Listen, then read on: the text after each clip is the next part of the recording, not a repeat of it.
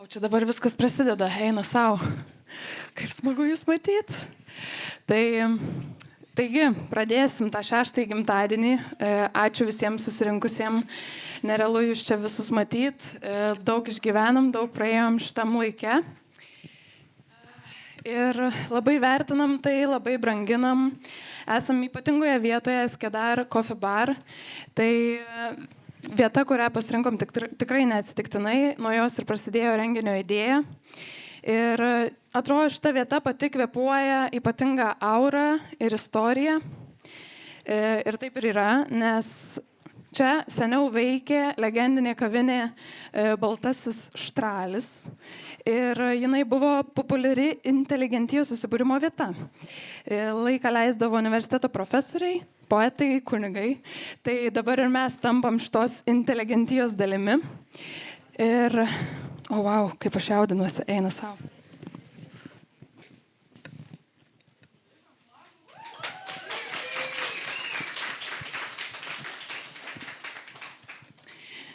Ir pristatysiu pirmąjį pašnekovą.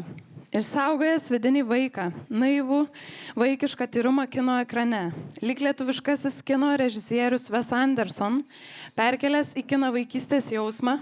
Jo filmai yra apdovanoti tarptautiniuose kino festivaliuose, įvertinti 2 sidabrinės gervės apdovanojimais. Geriausi animaciniai filmai Miškas, Matilda ir atsarginė galva. Naujausias Igno filmas Kanopos ir pačiūžos buvo pristatytas šių metų kino pavasaryje. Pasitikite garsiais plojimais, animacijos režisierius Ignas Meilūnas. Labas vakaras, ačiū už plojimus. Tai pirmiausia, ačiū, kad esi čia. Malonu, kad gali būti mūsų renginio dalis. Trumpai papasako, kaip šiuo metu gyveni, kaip laikaisi, kokios emocijos tavo viduje. Puikiai laikausi, pasipuošiau kaip prašai. Nežinau, ramiai gyvenu, nėra kažkokių labai didelių projektų, kuriuos reiktų viską atiduoti. Tai šeima, vaikai, vasara artėja, nerandu kuo pasiskųsti. O ko šiuo metu užsiimi, prie kokio projekto darbuojies? Šiuos metus aš visą laiką darydavau trumpametražius filmus ir reklamas, tokius užsakomuosius. Tai šiais metais nusprendžiau specialiai truputį pakeisti profilį ir darau animacinius serialus vaikams. Tai labiausiai, gal papasakosiu kodėl, nes trumpametražius filmus, kai darai, tai atiduodi ten visą save, labai ilgai krapštaisi, ten ties tom 10 minučių dirbi kartais 3 metus. Tai labai pradedi, atbunka tokie gal darbo, nežinau, atbunka greitis, labai mikromanagint pradedi. Tai kartais nebesudėlioji visų taškų ant į, kai tai tiek daug laiko dirbi prie tokių trumpų filmų. Tai pagalvojau, reikia pasimokyti dirbti, nes serialai tai yra konvejeris, tenai turi porą komentarų, viskas žiauriai greit. Tai vieną serialo seriją, net ir pieštinio padarom per ten gal reikia padaryti per kokios 3, maksimum 4 mėnesius ir paraleliai dar darai kitus. Tai tarkim, realiai tai per 1 mėnesį padarai. Tai man šitie greičiai tiesiog nesuvokiami, tai mokausi truputį kitaip prieiti prie tos animacijos kūrimo. Kadangi atstovauji kino srityje, esi kino atstovas šitam renginyje, tai nuo jos ir pradėkime. Įdomu sužinot, kas yra tavo filmų filmas, arba, nežinau, gal turi kino režisierių, kuris tau ir padėjo atsispirti ir pradėti kurti animaciją. Tai faktas, mano labiausiai inspiravęs filmas buvo Ponas Lapinas. Čia nieks gal jau nebėra. Wesas Andersonas, aš sakau. Nebėra paslaptis. Nes aš jau animuodavau personažus, bet 3D animaciją gal užsiminėjau. Ir tais laikais, kai pradėjau su 3D animacija, aš visą laiką norėjau animuoti personažus.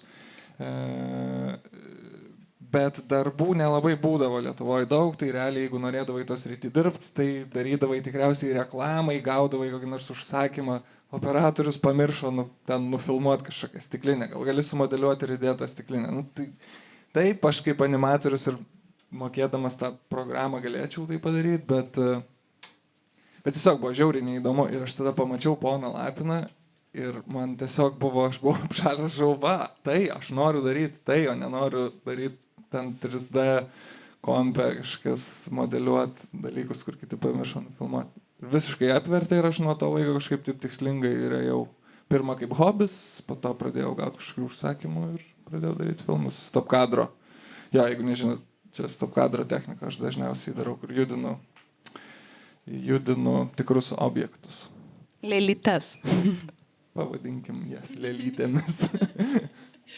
Pereinant prie muzikos, žinau, kad anksčiau irgi turėjai grupę ir muzikavai.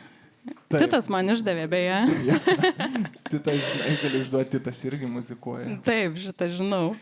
Tai įdomu, kas nugula pasigna į muzikos grojaraščius, kas yra tavo klausomiausi atlikėjai, o gal, nežinau, turi vienintelę grupę? Galvojau taip atsakyti, taip gal ne originaliai, ten grupę kokią nors arba atlikėją, bet iš tikro tai į šitą klausimą atsakysiu apskritai. Kiek man davė nežinau, prieš 25 metus kokia ir prieš 20 metų gal labiausiai epogėjai bus ta lietuvių Vilniaus ir Lietuvos tokia pasidaryk pats pankroko visa scena, kokie būdavo koncertai ir ten su visom tom grupėm kaip Dr. Green, Bora ir visi gal dar yra, kas prisimena jas ir visom dukteriniam grupėm, kurios po to sekė iš to viso judėjimo. Tai taip, aš gal labiausiai, tai man daugiausiai tikrai davė, tai daugiausiai mane formavo, tikrai tiek pat, dabar kai galvoju, tai tiek pat daug, kiek ir mama ir tėtis, tai tiek pat ir visa ta bendruomenė ir visos tos grupės Vilniuje grojusios ir kūrusios, ne tik Vilniuje, Lietuvoje. Tai jo, tiek pat pasaulyje žiūrą formavo. Bet randi atsakymą, dėl ko tave formavo ir dėl ko tau patiko? Ta prasme, ar tai buvo kažkoks judėjimo įkvėpimas, ar tai buvo, nežinau, stiliaus labiau tau įkvėpimas? Kas tave žavėjo? Tai gal viskas viename kažkaip, aišku, labai, labai bendruomeniška buvo ta aplinka, labai laisva, labai mąstyt skatinanti kritiškai, viskas sukrito. Ir pati muzika, aš pamenu, tie koncertai būdavo, nežinau, dabar ten buvo emocijų toks fontanas, kur retai kada įmanoma man dabar patirti to. Tai, ką jausdavau tiesiog nueidamas ten 16 į tuos koncertus, kurie vykdavo Vilniaus rūsiuose. Trečioji sritis pas mus yra platesnė, leidom pasirinkti pašnekovui ar spektaklį, ar knygą, ar, nežinau, baletą, šiuolaikinį meną, koncertą, bet ką. Žinau, kad prieš kino visą epopėją tavo gyvenime dirbai teatre ir, kaip man sakė, iš jo pabėgai. Tai tikriausiai čia spektaklio galim nesitikėti, bet įdomu, ką pasirinkai iš tos plačiosios srities. O gal kaip tik pasiėmei? Tikrai nepabėgau iš teatro dėl to, kad nepatiko kaip meno šaka, gal... Ne tai, kad nepatiko, tiesiog visą laiką norėjau daryti tą animaciją. Tai matau, kad teatras labai įtraukia ir tu ten ir lieki. Tai aš taip pavadinau, kad pabėgau tiesiog, kad mačiau, kad dviejų dalykų neišeis daryti. Arba lieki teatre, arba meti ir eini į filmus. Tai ne, apie teatrą nekalbėsiu. Pasirinkau iš tikrą pasirinkau knygą. Labai čia gal keistas bus pasirinkimas. Ta knyga yra Richard Dawkins, yra toks rašytojas ir knyga vadinasi Selfish Gene. Tai yra tokia mokslo populiarinimo iš tikro knyga apie genų evoliuciją. Taip, gal keista. Kuri man tuo metu kažkaip atsakė, aš vieno ieškojau atsakymo, bet labai, labai daug leido suprasti apie tai, kaip aš toks buvau ne paauglys, bet jau gal toks jaunas suaugęs, kur daug kažkokių klausimų kilo, tokių, nežinau, gal. Apie ką tu esi? Egzistencija. Taip, ir ta knyga man taip viską sudėliojo, nors ten yra, iš tikrųjų tai labai rekomenduoju paskaityti. Aš galvoju, ar pasakoti istoriją, Papasakok. kaip aš priėjau, bet kad jau čia susirinkom. Tai papasakosiu istoriją, kaip priėjau prie jos. Sėdime su labai artimų draugų kompanija ir vienas iš tų draugų ateina ir sako, žinot, chebra, aš turiu kirmelių. Ir dabar man daktaras sako, kad jūs visi turėsit gerti tabletės irgi, nes mes esame artimi draugai ir mes tokie visi, tai palaukit, bet tai mes tai nenorim gerti, tai kokios yra, nežinau, kokie simptomai. Nu, sako, vienintelis simptomas yra truputį niešti sėdimąją. Ir tada mes pradėjom visi kalbėti, kaip tas kirminiukas, kuris, taip, atleiskite, kas valgo, tai iš tikrųjų, kaip tas kirminiukas, kuris niekada nėra buvęs išorėje, sugebėjo sugalvot kažkaip iš visą sistemą, kaip jam tuos kiaušinėlius priversti mus perdėt iš vienos vietos į kitą. Ir man tai buvo taip nesuvokiama, man iš to šlykštaus parazito tie kirminai tapo kažkokie, mokslininkai, visiškai genijai. Ir taip aš priėjau prie tos knygos, man ta knyga atsakė ne tik šį klausimą, bet ir labai daug šiaip, kaip reiktų į gyvenimą žiūrėti. Tai va. Norėčiau tavęs taip paklaust iš vaikystės periodo, ar turėjai kažkokį savo herojų ar autoritetą, kuriuo labai žavėjais vaikystės etape? Rambo ir tėtis gal. Nežinau, Scatman John buvo dar toksai. Prigavai, nesirašiau šitam klausimui, matai. Ne, bet šitie 3 tikriausiai. Čia buvo 3 paruošiamieji ir 2 bonus, žinai. Man įdomu būtų tavęs paklaust, kaip manai, ką turėtų atrasti kiekvienas pasaulio gyventojas arba ką turėtų išvysti, pamatyti kiekvienas pasaulio žmogus? Ką tu norėtum galbūt rekomenduoti kiekvienam savo artimam draugui? Aha, tai nežinau, tai dažniausiai tai rekomenduoju tiesiog keliauti ir neplanuotai kažką pamatyti. Gal kaip ruošiesi kažką pamatyti, gauni tos lūkesčius, tiesiog eiti ir negalvot, kad ką nors pamatysi ir tada pamatai daug dalykų. Kažką konkretaus, nežinau, labai daug fainų dalykų pasaulyje. Žodžiu, atrast neplanuojant. Ačiū labai tau, Ignai. Dabar gausi dovanų. Ačiū labai, su gimtadieniu. Dar nepabėg. Pasidarysi momentinės 2 nuotraukas atsiminimui.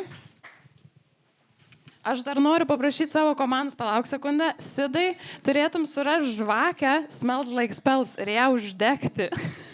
Mes pamiršom ją padėti. Turėtų būti tokia balta dėžutė kažkur, gal Smiltė padės surasti. Aš dabar prisiminiau, atleiskit už šitą keistą įsiterpimą. Šiaip dar čia yra kelios vietos ir dar čia yra vieta, galit prisėsti, kas nors, kam būtų patogiau. Ir tuoj mes įsiamžinsim.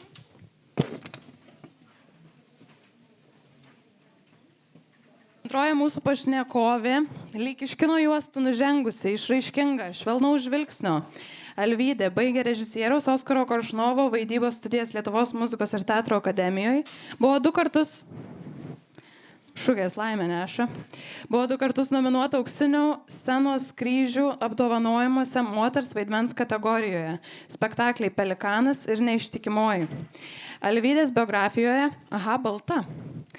Biografijoje darbas su skirtingais režisieriais Oskaru Koršunovu, Jonu Vaitkumi, Naubertu Jasinsku, Sauliumi Baradinsku. Ateities planuose darbas su garsiu Lenkų teatro režisieriumi Kristijan Lupa. Šiltai pasitikite, aktorė Alvydė Pikturnaitė. Labai malonu, kad esi mūsų renginio dalis. Malonu. Sveiki visi, labas vakaras. Noriu tavęs paklausti, kaip laikaisi ir kokiuose kūrybiniuose procesuose dabar nardai. Laikausi visaip. Visaip, labai skirtingai. Gal tokie emociniai šuoliai, oras kinta, viskas kinta. O ruošiuosi tai šitam spektakliui naujam, Kristijano Lūpos. Tai skaitau daug Tomo Mano, būnu gamtoj, klausausi klasikos. Tai kažkaip taip, ramiai, ruošiuosi, dabar toks pasiruošimo metas. Esi teatro žmogus, atstovauju pas mus teatrinę sritį.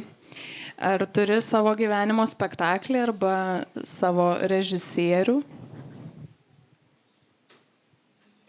Šiaip galvojau apie tai ryte.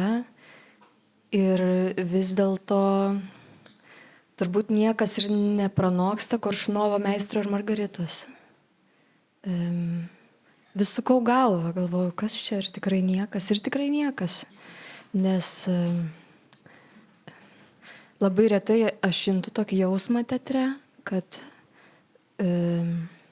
yra dar kažkas už teksto, yra dar kažkas už režisūros, už aktorių.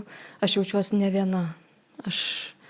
Ne tik aš esu ne viena, bet mes visi čia esam ne vieni.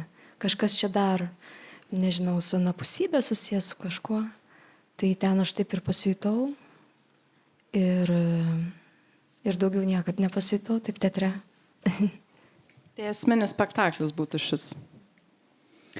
Minėjai, kad klausaisi dabar klasiką ir šiaip žinau, kad mėgsti ausines. Esu apie tai girdėjus. Kas sukasi tavo ausinėse? Kas yra tavo klausomiausi atlikėjai, o gal čia šilta taip grupė, nežinau, gal kompozitorių šiuo atveju, šiuo metu? Aš pastebėjau tokį dalyką. Manęs kažkada klausė studentė viena, klausė, kaip aš kuriu vaidmenis. Ir čia yra sudėtingas klausimas. Ir nepaprasta atsakyti, nes labai daugiasluoksniškas atsakymas. Ir jinai tada sako, o ką tu darai prieš pat išeidama į sceną? Ir tada aš supratau, kad aš kaskart prieš pat išeidama į sceną, aš klausausi muzikos. Iki pat paskutinės sekundės. Ir paskui taip sąmoningai peržvelgus savo playlistus, aš supratau, kad kiekvienas mano vaidmuo turi atskirą playlistą, kuris priklauso turbūt kažkuriam etapui mano gyvenimo, galbūt iššaukia mano kažkokią versiją, kokia aš buvau paauglystėj ar vaikystėj. Ir turbūt mano vaidmeniui tarnauja mano ta versija, dėl to sąmonė pati išmeta tos muzikos pasiūlymus. Ir tai gali būti bet kas, tai gali būti afrikietiška muzika, gali būti Lana Del Rey, bet kas. Tai kadangi aš dirbu nuolatos, tai ir klausau labai daug skirtingos muzikos, priklauso nuo to, ką aš vaidinu. Tai nėra tokio vieno esminio, kas pas tave yra toks, nežinau, ramstis, pamatas, prie kurio tu sugrįžti, arba tau būtent ta daina, būtent tas atlikėjas padeda ir kažkaip sustiprina tave. Nėra tokio vieno esminio? Ne, turbūt, kad ne. Kiekvienas vaidmuo turi savo grupę, turi savo atlikėją. Iggy Pop, pavyzdžiui, sukūrė vieną vaidmenį mano. O prie kurio čia vaidmens atskleisk? Neištikimoji, iš tikrųjų. Toks vidinis Bergmanas. Iggy Popo balsas. Tokia truputį vidinė pankė. Jo, vidinė maištininkė tokia. Taip. Foje yra sukūrusi visą foje, kitą vaidmenį. Jo, ir tai yra ramstis. Aš jaučiu, kad prieš, net kol esu grime, man reikia būti sausinėm ir klausyti tam tikros muzikos. Esi labai pati kinematografiškas žmogus. Kino kameros, man atrodo, tave itin myli. Ir tave. Ai, baik. Man įdomu, kas slypi tavo filmų sąraše. Kas yra tavo filmų filmas arba tavo, ką tik minėjai, vieną iš režisierių. Ar jis ir yra, ar pas tave irgi viskas eina labai etapais, ar kažkas yra, kas tave lydi visą tavo gyvenimą, prie ko galbūt net sugrįžti, kaip kažkokio, nežinau, ramybė, žinai, uosto ir karts nuo karto pasižiūri tą filmą. Gal serialą? Serialų aš kažkaip nemoku žiūrėti. Irgi galvau, kas čia man yra. Manęs nepagauna jie, mano dėmesio. Ir ofisą tik tai. Ofisas, yra ofiso fanų. Yra? Aplokit. Kokie kuklus visi. Aš irgi ofisą. Aš dabar kaip tik, kai renginiui ruošiausi, irgi žiūrėjau ofisą. Nu jo, jis toks užtikrintas variantas, tai aš jį žiūrėjau, nežinau, gal 4 kartus viską peržiūrėjau, o šiaip jie manęs nepagauna ir nežinau psichologiškai kodėl. O filmai tai irgi man yra taip, kad aš žiūriu tai, kas tarnauja mano procesui kūrybiniam. Tai gali būti istoriniai filmai, gali būti bet kas. Gal toks sentimentalus. Pagrindinis, prie kurio grįžtu, tai Amelija iš Monmartro. Kažkaip man reguliariai vis reikia pasižiūrėti šitą filmą. O randi atsakymą dėl ko? Kuo jis tave traukia? Savo jausmu, savo pasauliu, pagrindinės herojės istorija. Kas yra jame tokio tau patrauklaus? Turbūt visuma ir estetika, ir romantika, bet gal gerai sakai ir pats pagrindinis personažas, jo variklis. Man labai gražu, kad ji turi tą tarnystės tokį pojūtį, jinai nori tarnauti. Altruistinis toks. Altruistinė, taip, jinai stengiasi kovoti su savo egoizmu iš esmės. Kažkaip nori būti angelas, nori būti, nes laikai išeina. Šitoj žemėje kažkaip pasitarnauti.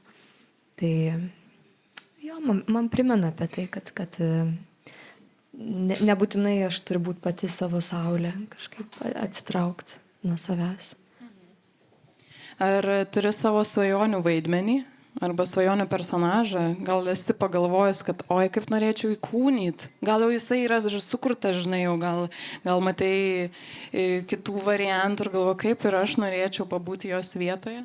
Arba kai rinkaisi, žinai, savo profesiją, galvoju, aš dėl šito personažo norėčiau būti aktorė. Galbūt toks buvo.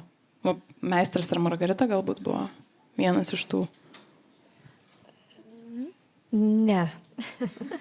Manau, kad nebuvo. Aš kažkaip kitaip veikiu. Ne, kažkaip nelabai. Yra daug, turbūt aš turiu tokį smalsumą visapusišką, aš nežinau, aš norėčiau viską suvaidinti. Aš norėčiau tave suvaidinti. Norėčiau ir žudikę, ir Šventuolę. Ir šventuolę, nežinau, viskas įdomu. O taip, kad matyčiau žmogų ar perskaityčiau, nežinau. Turbūt kažkaip kitaip veikiu, žinai. Esu linkus susidomėti greitai tuo, ką man pasiūlo, tai gal taip kažkaip kitaip man veikia. Žinau, kad mėgsti skaityti ir tikrai mėgsti ir poeziją, ir kitus knygų žanrus. Kas yra tavo tokia paskutinė skaityta knyga, palikusi tau didžiausią įspūdį arba dabar tavo toks naujausias atradimas? Dabar skaitau Tomą Maną. Tai visiškas atradimas, bet dar neperskaičiau iki galo, tai negaliu taip pakomentuoti objektyviai. Užburtas kalnas. Mes turėsim premjerą jaunimo teatre, tai aš skaitau taip nuodugniai šitą knygą. Bet šiaip paskutinį kartą paliko didžiulį įspūdį. Aš šiaip labai remiuosi psichologiją. Mano visi vaidmenys turi tokį muzikinį krepšelį ir psichologinį krepšelį. Tai skaičiau paskutinį kartą knygą, kuri vadinasi Melo žmonės, Scott Peck. Tokia mano bičiulė, kuri mokosi psichologiją, man davė sąrašą knygų, kurias jie skaito, studentai. Ir aš vis perskaitau, pasižiūriu, ką jie ten skaito. Tai labai įdomi knyga. Ypatingai menininkam kalba apie manipulaciją, apie dėmesio modelius, dėmesio manipulacijas. Ir melą, apskritai, kas tas melas, kodėl šizofrenikai negali meluoti. Jie visko tiki, visko patiki. Tai nėra toli nuo mūsų profesijos. Mes turim labai tikėti, pasitikėti. Tai va, šita knyga manęs nepaleidžia, aš vis noriu sugrįžti prie jos. Supratau. Tai ačiū labai, Elvyda. Mūsų dabar dovanos nuo Gėlių studijos Pink Ocean Flowers. Rėmėjų dovanas Smells Like Spells kvepiančios žvakės ir Eskedaro nuostabioji kava. Šau.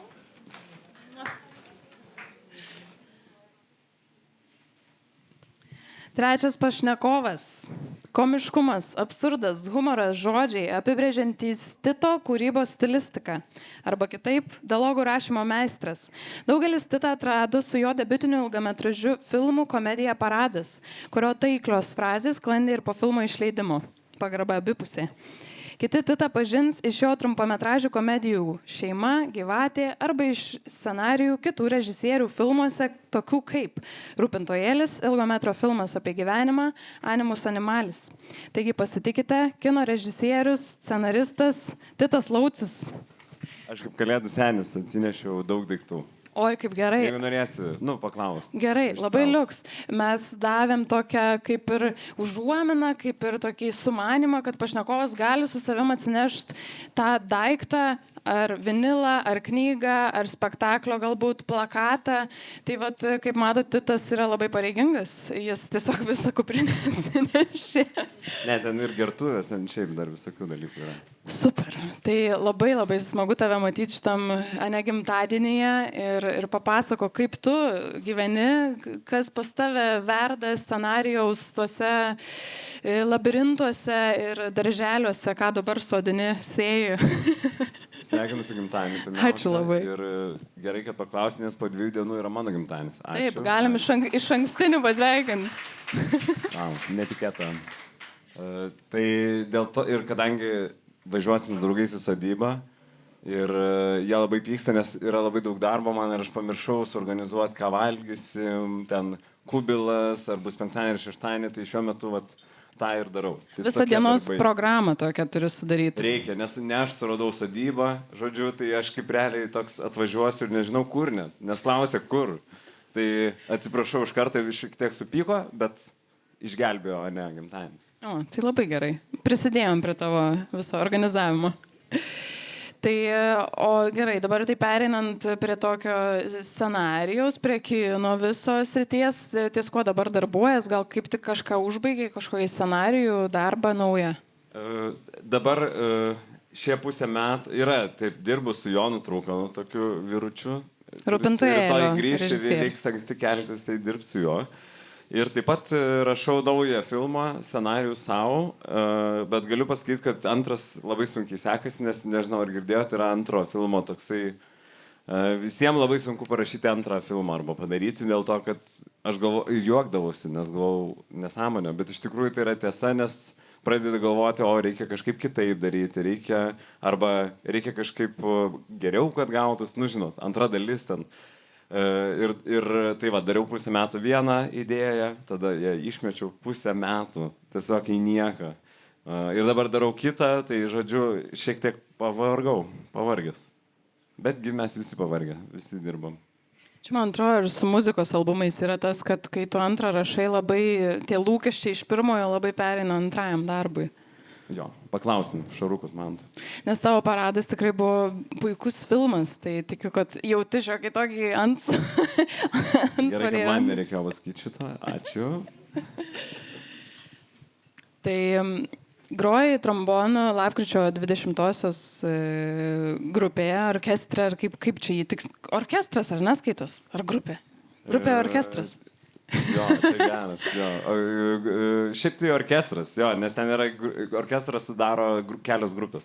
Tai yra pučiamųjų grupė ir taip toliau. Tai jo, turbūt orkestras. Tai papasako, kas pas tavęs slypi iš tos muzikos srities, gal jau kažkas čia toj kuprinėje ir yra muzikinio pasaulio? Ar kino juosta? Iš savo, ten, kur aš groju, tai ten tikrai nieko nėra. Aš galiu tik pasakyti taip, kad aš groju dūdą, nors aš nelabai mėgstu muzikos su dūdom apskritai.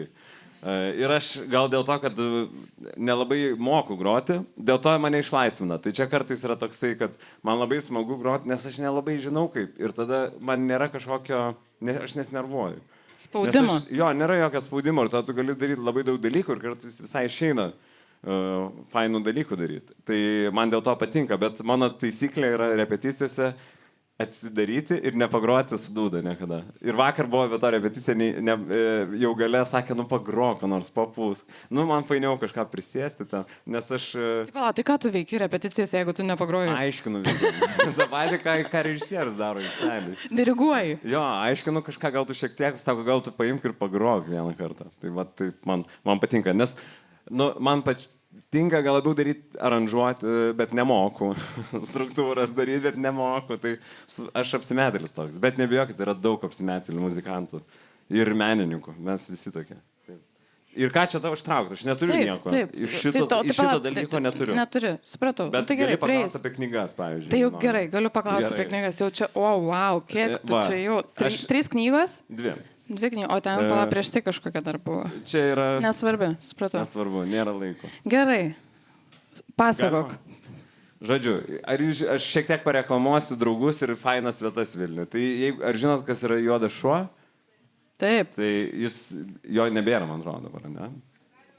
Yra gerai, kitoj vietoj dabar, man atrodo. Bet buvo kažkada išpardavimas Juodam šunį ir aš radau 2 nuostabes knygas, kurias iškart rekomenduoju. Tai jūs žinot Grafą Montekristą, gal kas nors skaitė. Tikrai rekomenduoju. Čia yra man geras, nes Tomas, savininkas Juodo šuns, liepė, aš norėjau 1 tomo, o jie yra 3 ir sakė, 1 negalima, turiu pirkti visus 3. Tai nusipirkau už 10 eurų. Čia yra dėl ko aš noriu namo visada. Ir žymiai fainiau būti. Fantastiška keršto istorija, jeigu mėgstat Kill Billą. Čia yra pati geriausia knyga. Senasis testamentas mažiesiems. Aš ją pamačiau, aš tiek juokiausi ir su paveiksliukais. Jeigu jūs žinot, kas yra Senas testamentas ir jūs žinot, ir paminėjau Kill Billą, tai turbūt žinot, kad ten daugiau kraujo yra negu Kill Bill'e. Ir aš varčiau ir aš negalėjau sustoti ir paskui, ir čia yra 5 eurai. Ir aš dar nepradėjau iki galo, bet aš nemačiau nei lašo kraujo. Bet tai va, man tiesiog, bet čia ir juokinga, bet šiek tiek aš testamentas apskritai yra šiaip labai gera knyga, labai tokia, kur labai daug randi pop kultūroje dalykų. Tai čia ne vien dėl to aš ją pasiemu kaip prisiminimą kažkokį. Pavyzdžiui, kažko reikia, aš greit pavartau ir pasijokiu, bet ir biškai nesijokiu. Toks Tito reliktas. Mažiesiems. Tai mes taip peršokom iš muzikos, bet įdomu būtų sužinoti, kas yra tavo muzikiniai herojai ir tavo tokie tikrieji, klausomiausi, grojamiausi ir tau... O, kaip netikėta, kad paklausai. Wow. To išsitrauksiu. O, va čia žmogus girdi, ką parašai. Ne, aš netoli gyvenu, tai man nebuvo sunku išsitraukti. Nuostabu, kaip tu praturtinsi iškart pokalbį. Nuostabu. Apie muziką aš taip sakau. Pas mane, kadangi aš viską perku ir plokštelės, aš galiu jums pasakyti, tai nėra tiesiog hipsteriškas dalykas. Tikrai ne. Aš jas mėgstu pirkti ir rinkti, bet žinau dėl ko? Dėl to, kad kai aš turėsiu vaikų ir gal net ir jūs turėsit, jūs norėsit pasakyti, kad, pavyzdžiui, Fred Again, aš nežinau, arba DJ Nevykėlė yra žiauriai geras atlikėjas, bet tu jiem negalėsi nusiųsti Spotify'os nuorodos, ne? Ir kai mums tėvai mokino ir norėjo parodyti, kokia yra muzika, kur, aišku, obviously nepatikdavo daug kas, normalu, bet tu turėdavai diską ir tu galėdavai su juo būti ir žiūrėti, ne? Tai man dėl to plokštelės ir kasetės patinka, nes tu gali paliesti tai. Kaip ir knygą, aš dėl to gal ir atsinešiau, nes man patinka turėti kažkokį dalyką laikomą. Tai mano 3 yra tokia muzikos klausimo, aš skirstau 3 muzikos, kaip čia? Sritis. Tai yra kiaušinienės muzika, čia rimtai aš taip vadinu. Pusryčių. Kiaušinienės muzika yra pusryčių. Dar labai senai jos neklausiau, nes neturiu laisvo laiko ryte, bet tai yra tokia laisvas muzika, kai tu atsikeli ir tau neturi jokių darbų. Jinai būna dažnai kokia nors, aš, pavyzdžiui, mėgstu estradą labai.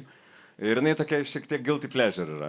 Tai viena iš guilty pleasure dalykų, tai yra Eurythmics, nežinau, ar žinote Eurythmics grupę, žinot.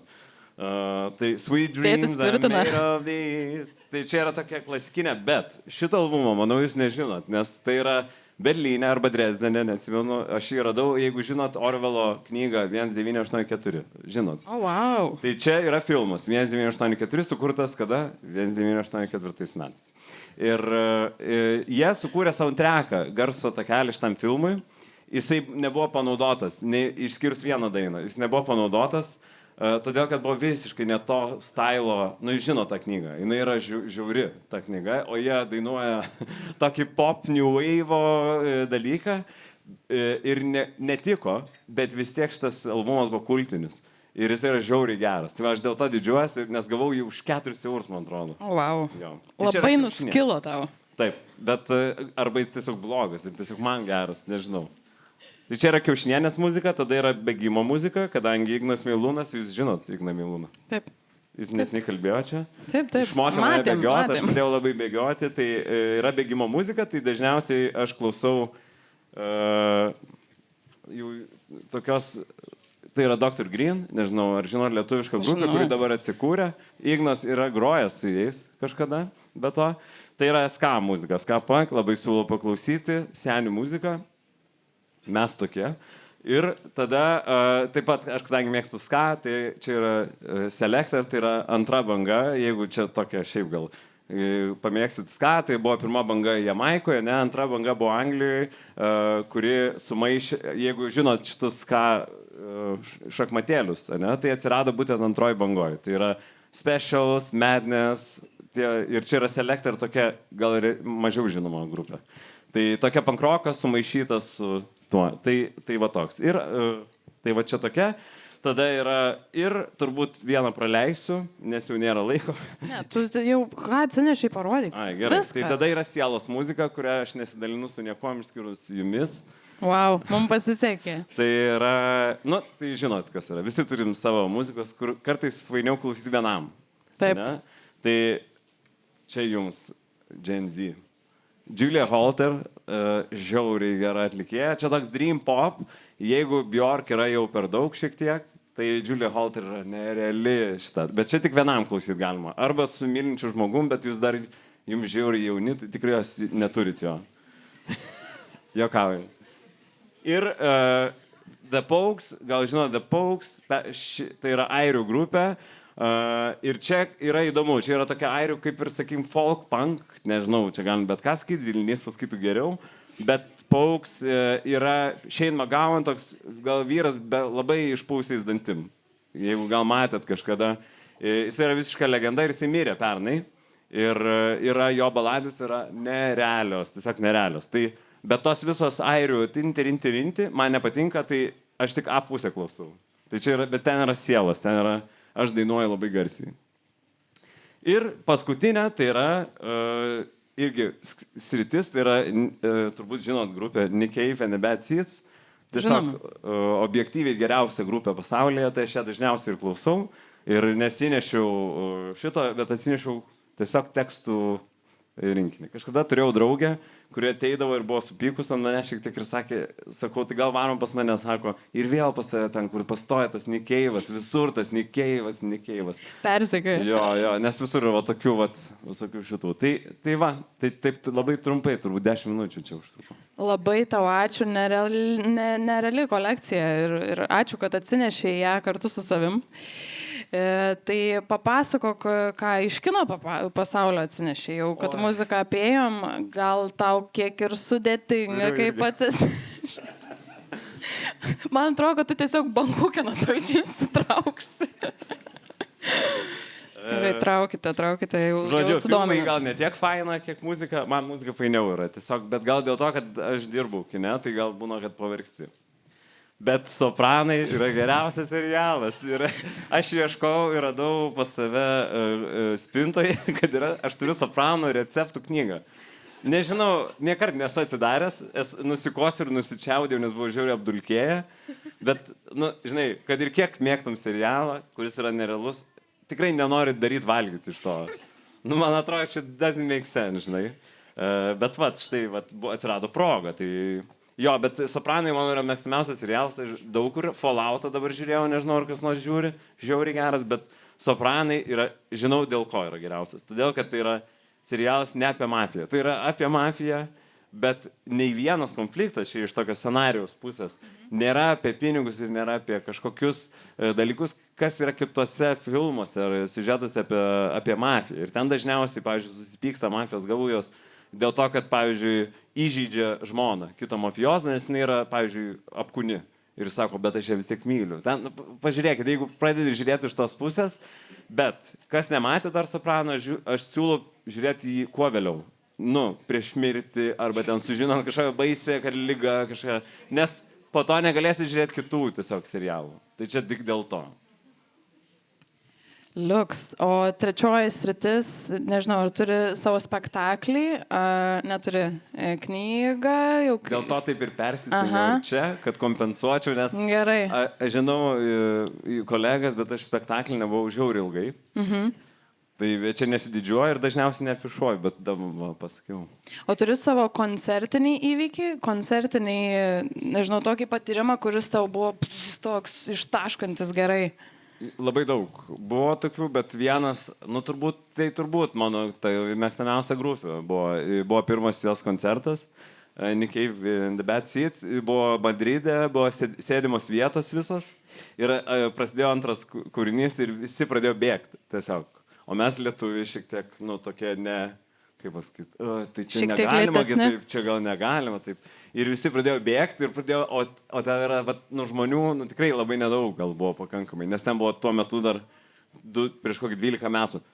Ir visi pradėjo, žinai, ten laikyti viską ir mes buvom taip arti ir jo, tai kažkaip man tas buvo įvykis, kad apsauginiai ten po kelinto gabalo sako, please go back to your seats ir visiems nesvarbu. O mes kažkaip vis tiek, tipo, bet mums reiktų turbūt grįžti ir, na, žinai, tai labai gal irgi atsiskleidė apie tokį, kaip mes kažkaip uždarom ir čia esam, užsidarom save, nežinau. Tai man buvo labai tai tuo, nes nu, kas buvo jo koncertai, žinau, kad ten yra tokios mišios šiek tiek. Mišios ir ten buvo toksai happeningas, kur niekada daugiau ir nebus. Tai jo, turbūt šitas pirmas man buvo. Tai tu jį vardintum tikriausiai kaip atlikėją, kurį turėtų atrasti kiekvienas. Ne, jokių būdų, ne, aš norėčiau, kad ne visi atrastų. Ai, man tokį patausojant. Bet jisai ne vien, nu, aš galiu tik, kaip čia, pasakyti, kad labai, ne vien kaip grupė, bet jisai turi labai, jis rašytojas yra. Tai man gal dėl to patinka, nes jisai turi labai ideologiją gerą, kad jisai sako, kad įkvėpimas yra pervertinta, kad turi būti darbas kaip gydytojo, ne? Kad jisai eina į ofisą ir tu taip pat neieškai mūzos, nu ieškai jos, bet tu ją bandai priverstiniu būdu surasti. Tai reiškia, jog tu atsikeli, yra būdai, nežinau, pomidorų metodas ar kažkas ir tu dirbi tiesiog. Pomidorų, tai čia kas? Pomodoro, vadinasi. Kur įsijungi timerį, 25 minutės, nežinau ar žinot, 25 minutės ir darai vieną taską kažkokį. Tai pavyzdžiui, jeigu turi daug darbų, ne, tai jeigu reikia atrašyti mailus, įsijungi 25 minutės, atrašinėjai tik mailus. Jokių kitų dalykų nedarai. Wow, čia jau visiškai nuvažiavom į coachinimą. Gerai, ačiū labai tau, Titai. Reiks minutės susidėt viską.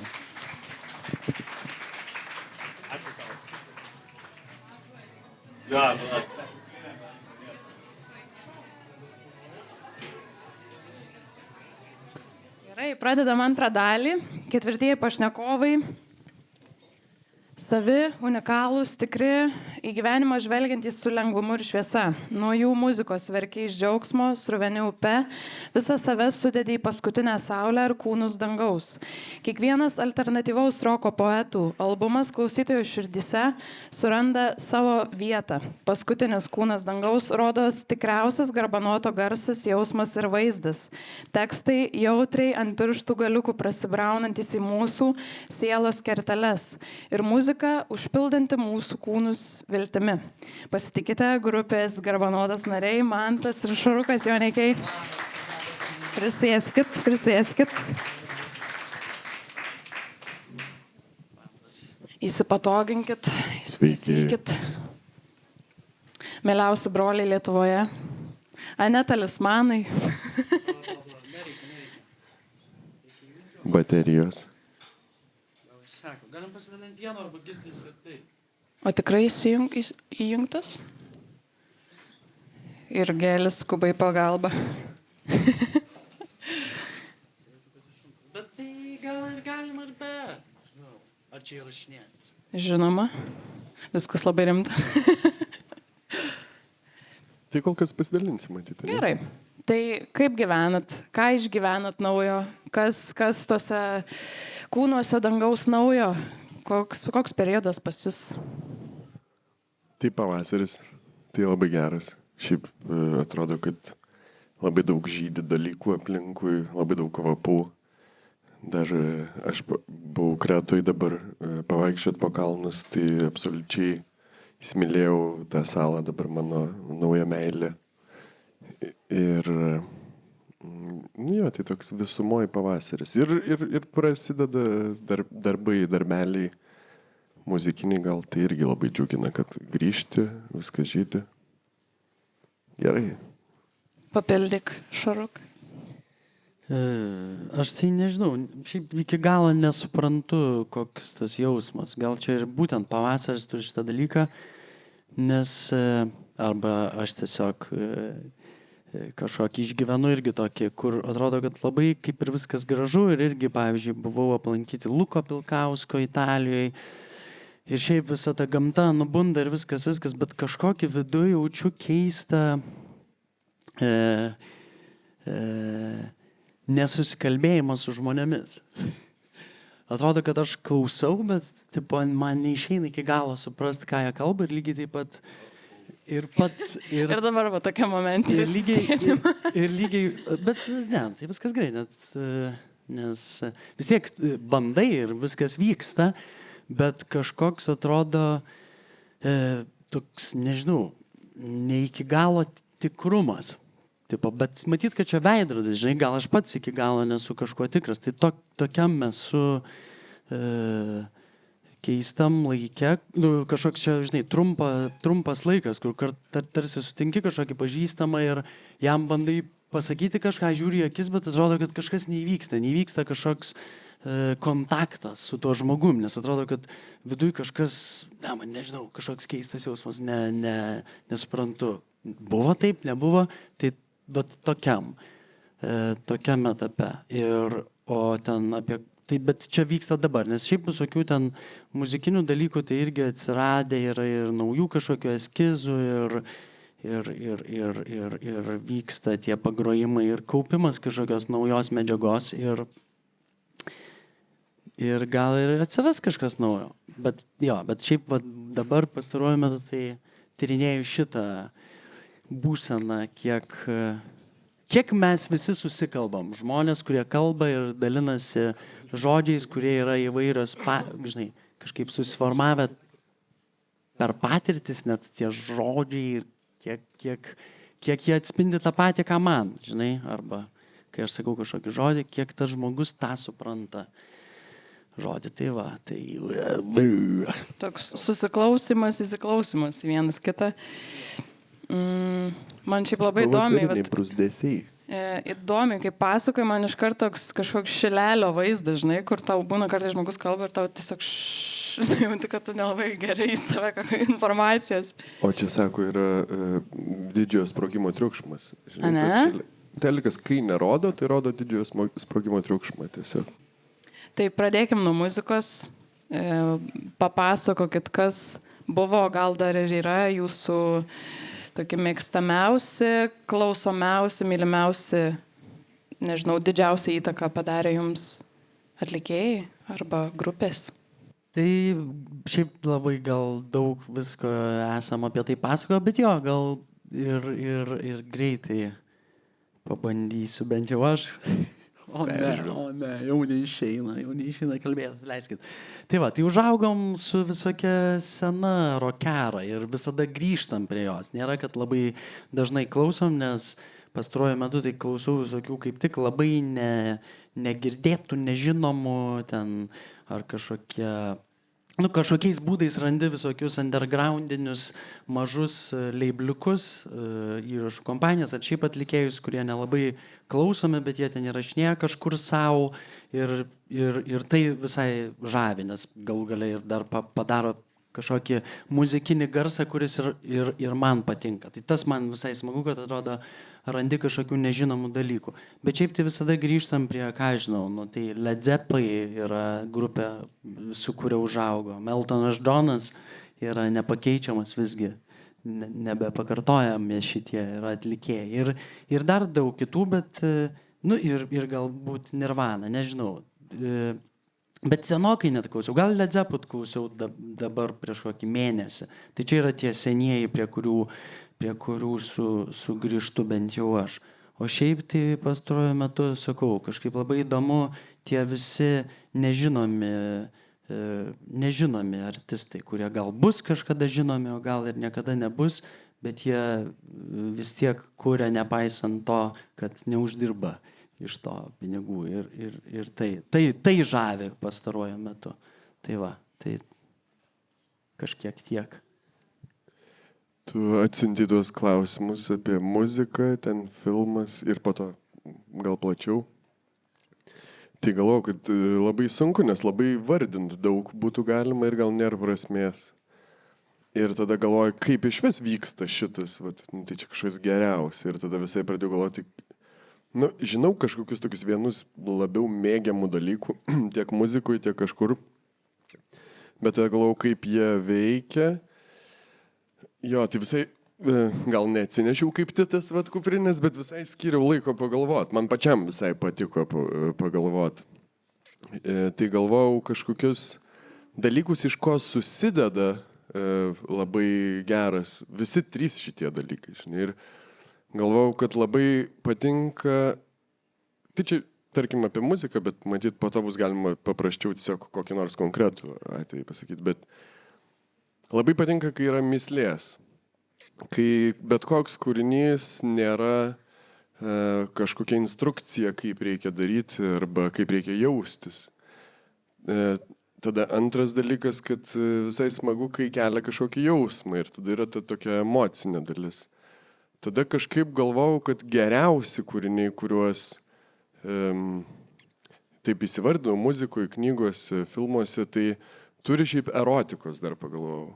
Ne kažkaip gal banaliai, bet iš tikrųjų, kad atrodo čia to gal kūniškumo, bet tai žiauriai svarbu, nes jeigu lieka tik tai tokie, nu, dvasiniai kažkokie dalykai, tai gal irgi neveikia. Ir tada ketvirtas gal yra, šiaip turi būti įdomu. Tai čia tokia intelekto dalį. Ir tada galvoju apie muziką, tarkim, grįžtant, tai jo, ir dar pridursiu, jo, tai šiaip visai daug reikia klausyti muzikos mum, ne? Bet iš tikrųjų tai visai daug ir filmų, ir knygų, ir visko yra, ir apskritai, man atrodo, visi mes šiandien labai daug prieigos prie visko turim. Ir visai smagu pastebėti, kad kuo daugiau žiūri, klausai, skaitai, tuo mažiau reikalauji iš vieno autoriaus, nes supranti, kad šalia yra kitas autorius ir pradedi tokį patirt žmonijos džiaugsmą, kad šiaip koks keistas padaras yra žmogus, kuris gali viską šiaip. Vat, žinai, pamiršau 4, pasakiau, ir pamiršau 5, kuris gal net biškijo. Ir dar yra didingumas. Yra toks keistas jausmas, kuris įkvepia, čia labai apsisuka gražiai, gal tai tikėt tuo žmogum apskritai. Žinai, kad neužbuitekina kažkaip, o tikėt nebūtinai, kad ten, žinai, didelėm idėjom, bet ten santykių tarp žmonių ir taip toliau. Ir tada, kuo daugiau klausai, skaitai, žiūri, tuo didėja tas, kad pradedi nebereikalauti iš vieno žmogaus, vieno kurėjo šito, galvoji, tai va tas duos tą, lala. Bet šiaip grįžtant prie muzikos, tai Leonardas Cohenas man turi viską. Aš, ta prasme, tiesiog nerandu gal kito ir jis dar priedo, apart šitų 5, tai jisai dar po to ir juokiasi iš savęs visą laiką, dėstydamas šituos 5 dalykus. Tai jame žavi visuma. Ar turi tokį konkretų braižą, kas tau labiausiai jame, nežinau, kas sužavi tave labai? Tai gal visuma, visi šitie dalykai, kurios išvardinai. Aha. Jo, tai gal visuma tas, kad jame telpa visas žmogus man. Čia, žinai, nėra, kad aš sakau, kad visiems taip. Bet smagu rasti viename žmoguje visą žmogų. Tai šitas smagu, nes kitose randi dalį žmogaus dalį, čia irgi ne kokia blogąja prasme ten. Bet ta prasme, tai, ko labai tikiesi ir jo. Tokia dermė vidinė, matyt. Pereinant prie filmų dabar srities, ar turit savo filmus, režisierius, galbūt aktorius, kuriais labai žavitės, labai mylit? Gal irgi nuo mažumės net jie seka, ar jūs juos sekat? Susipainiojau. Ir gal net esat ne po vieną kartą žiūrėję tos filmus ir vis pargrįžtat?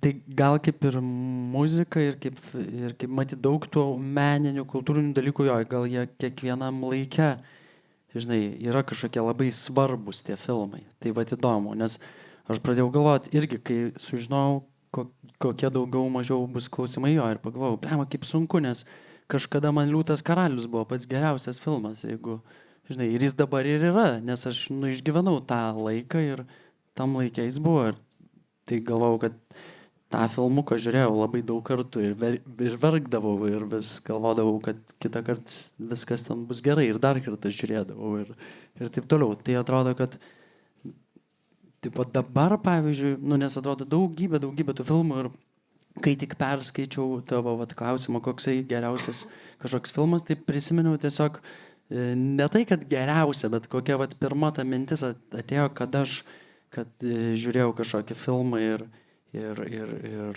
jis įstrigo ir kažkam bandžiau pasakot. Tai visai neseniai tas filmas Poor Things buvo, neatsimenu režisierės, bet kažkuo labai patiko kažkokia simbolių kalba, gal ne mano braižas vizualiai ir visko, bet kaip kalbėjo apie svarbius dalykus kažkokią savo kalbą ir bent jau aš ten kažką persiskaičiau ir gal kažkokius dievo paieškas, kas man visai įdomu, tai atrodo, kad tame filme daug to mačiau. O dar kitas, atsimenu, kad tai yra labai juokingas, bet kažkuo irgi labai svarbus pasirodė. Tai yra tokia, žodžiu, filmų platforma Epika ir karts nuo karto ten pasižiūriu kažkokius dalykus. Tai buvo toksai filmukas, vadinosi Skruzdėlyčių planeta ar Skruzdėlyčių, žodžiu, kažkokia kolonija. Bet kas ten labiausiai patiko, kad ten, žodžiu, aktorius, kuris įgarsina, kuris turėtų įgarsinti, jis pasako tik vieną frazę, nes tas visas filmas, žodžiu, prasideda filmas ir būna toks Skruzdėlyčių kolonija 2.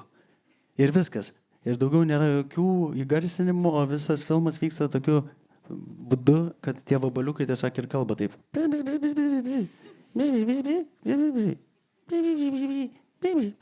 Ir aš žiūrėjau 2 valandas tą filmą ir aš viską supratau.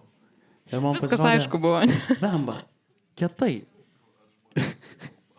Kietai, turiu minėjęs keistas, aš nežinau, jis labai geras filmas, ir jūs gal jį ir pažiūrėsit, o gal ir nežiūrėsit, gal įsijungsit, čia, aš nežinau, ką jis čia pareklamavo ar parekomendavo, bet tuo man labai patiko, kad buvo susikalbėta tiesiog bzz, ir kažkokiais dalykais. Tai va, tai nežinau, ar čia atsakiau į kažkokį, kas čia labai jau svarbu iš tų filmų. Bet jo, gal nuolat kažkokiuose etapuose atsiranda kažkoks ten, ar, sakau, ar muzikos kūrinys, net nes pagalvojau, kad ir apie muziką kalbant, pavyzdžiui, kas irgi buvo iš paskutinių toks visai stiprus, tai ir mūsų, nežinau, Tomuko, čia Free Fingos albumas, kurį klausiau ir galvojau, blemba, daug darbo, gražiai. Ir jis irgi tą akimirką buvo vienas geriausių albumų, nes, klausiau.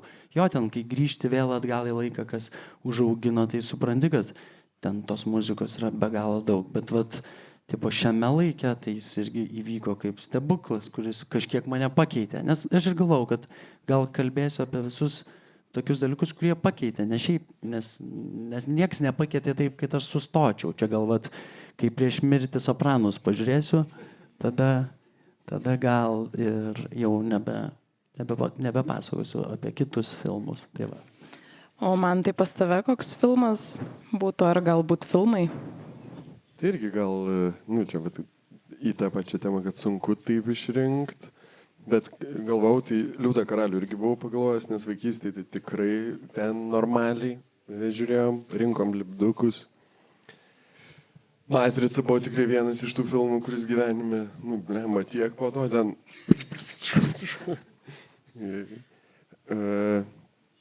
Bet taip, gal vienas stipriausių ir antrą kartą dar nepažiūrėjau. Iš tikrųjų, vieną kartą pažiūrėjau ir galvojau, wow, čia tai buvo, tai yra Coppolos Apocalypse Now. Ir biškį net bijau pažiūrėti antrą kartą, nes žinai, su visais dalykais yra taip, kad jie nutinka kažkada. Ir jeigu tau tuo metu labai tinka, tu sakai, čia geriausias ir šiaip gali labai susigadinti antrą kartą pažiūrėjęs, žinai. Tai dar bijau, bet vis su draugais pakalbu kažkaip, tai jo. Apocalypse Now ir dar šalia yra, jeigu kažkam įdomu, tai Coppolas Apocalypse Now ir šalia yra dokumentinis, kaip jis statė tą filmą.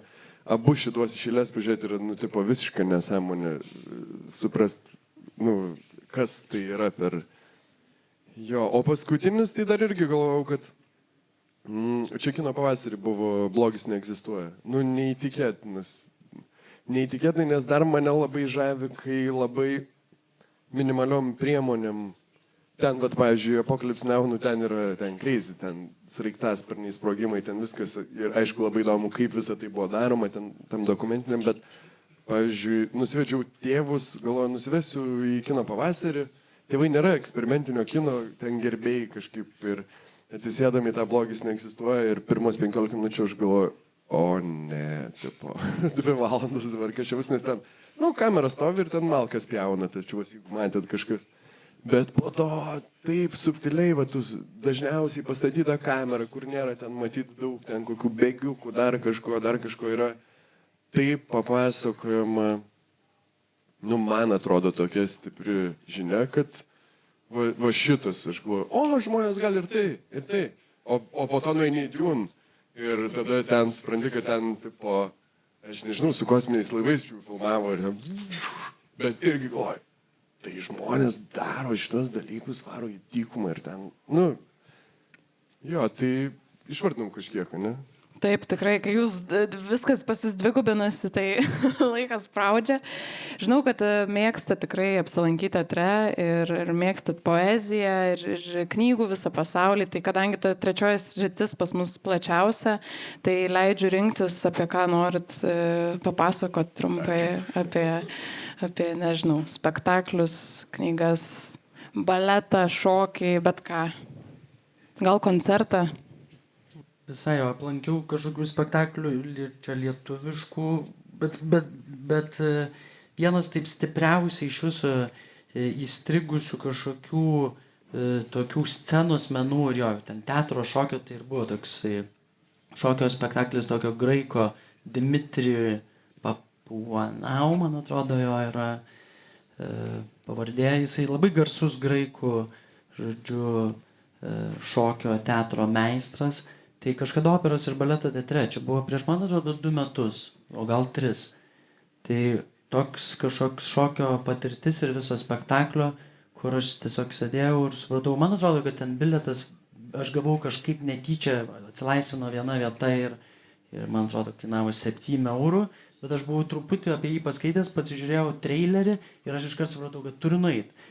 Ir aš nuėjau, sėdėjau ir tiesiog visą laiką buvo šiurpuliukai, dabar vis žiūrinėjau, kur jis dar Europai parodys kažką, nes jo, ten buvo kažkokia patirtis, nes aš gal nepapasakosiu per daug apie ką ten tas šokio spektaklis, nes gal ir anksčiau buvo, bet man tuo metu atrodo, kad tiesiog jis apie viską, apie kaip žmogus atrodo susikūrė ir kaip jisai kūrė kažkokias idėjas, bet pats tiesiog pastatymas ir scenografija ir šokis ir viskas atrodė, kad žiūrėjau ir supratau, kad čia faina, kad žmonės aukoja savo gyvenimą, kad sukurtų tokį pat dalyką, nes ten nuo šviesų iki kostiumų, ten toksai bulius, žodžiu, valdomas 5 vyrų tokių šokėjų, laksto po tą sceną, kur buvo neįtikėtina stebėti ir kokie ten tiesiog stebuklai vyko šiaip scenografiniai, kad aš tiesiog išsižiojęs žiūrėjau ir galvau, va čia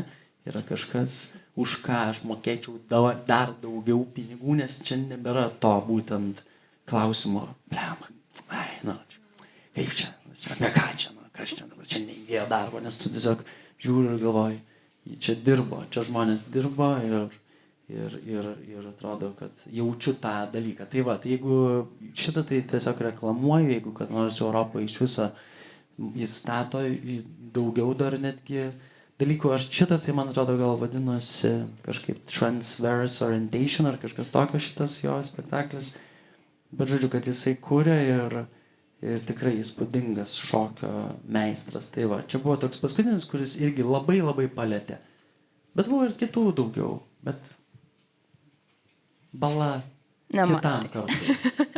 Man tai ir turi kažką pridėti, papildyti. Tai Šaras gal apie spektaklį, aš Tai irgi spektaklių būna, bet gal knygą tada pasakysiu, ne? Tai irgi labai sunku išsirinkti, galvau tiesiog matyt, kai ten man buvo kokio 12, tai ar gal 10, neatsimenu, bet vienas esminių posūkių gyvenime tai buvo Žiedų valdovas. Tiesiog, tikrai ten atvėrė kažką, iki dabar vis reguliariai perskaitau kas kokius 3-4 metus. O po to čia gal tokio norėjau pareklamuoti. Rara leidykla, žinai, gal matyti. Tai visai džiaugiuosi, kad atsirado šita leidykla, nes tokius fantazijos užkaborius Lietuvoje mažiau gal prieinamus, labai gal stilingai, geras popierius, geri viršeliai, geri vertimai. Ir tai ten daug jau knygų išleista, gal 30, bet Benjamin Labatut, Kai liaujamės suprast pasaulį, Helen DeWitt, Paskutinis samurajus, ir dar yra išleidę 3 knygas Italo Kalvino, tai visos 3 tiesiog. Man atrodo įdomu, kad pasiekė, galų gale čia yra matyti kokie 70-ieji Italijoje, bet po 50 metų pasiekė Lietuvą ir dėka Raros leidyklos, tai aš jiems labai dėkingas už šitą. Nuostabu. Ačiū, kad pasidalinot savo geriausiais, mėgiamiausiais atradimais, tai labai dėkoju.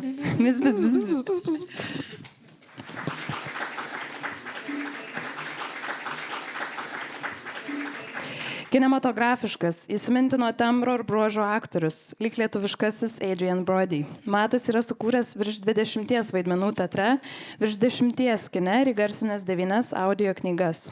Aktorius kelis kartus buvo nominuotas auksiniam scenos kryžiui už vyro vaidmenį spektakliuose Žmogus iš žuvies, Austerlicas, taip pat už aktorių ansamblį spektaklyje Jauno žmogaus memuarai. Matas Dirginčius yra apdovanotas jaunojo kūrėjo premija.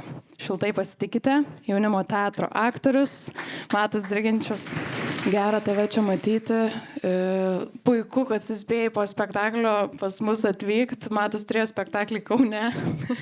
Tai kaip tu dabar jautiesi, kaip to pavyksta po spektaklių pereiti į tą realybę ir kas verda galvoje, kai tas spektaklis praeina? Man verda dabar galvoju tai, kad prieš tai kalbėjo 2 broliai susėdę ir galvoju, kaip jam gerai, kad jie dviese gali kalbėti. Ir tada žiūriu, ir mano brolis yra. Jis sėdi priešais mane ir tada galvoju, mes irgi dviese. Tai man vis kažkaip taip palaikymas. Paprasčiau. Jo. O šiaip nežinau, spektakliai yra, aš kažkada atsimenu, buvau kokioj 11 ir 12 klasiai ir rodė Šiaulių dailės galerijoje Vido Bareikio spektaklį Kaligula. Tai buvo nuostabus spektaklis, kai Bareikis darė man labiau suprantamus dalykus. Ir aš atsimenu, po spektaklio buvo diskusija ir toj diskusijoje kažkas irgi paklausė aktorių, kaip jūs išeina, čiagi tokie sunkus vaidmenis, taip psichologiškai tokie challenginantis. Ir aš tada, man labai įstrigo, kad vienas iš aktorių, man atrodo, Ainis Storpirštis pasakė, čia yra instrumentas, kaip tu pasiėmi kažką ir kol puti groja, tai lygiai tas pats yra čia, kol vaidini, tai vaidini, išeina ir prasideda gyvenimas, kuris turi žymiai daugiau spalvų ir yra žymiai įdomesnis. Tai va.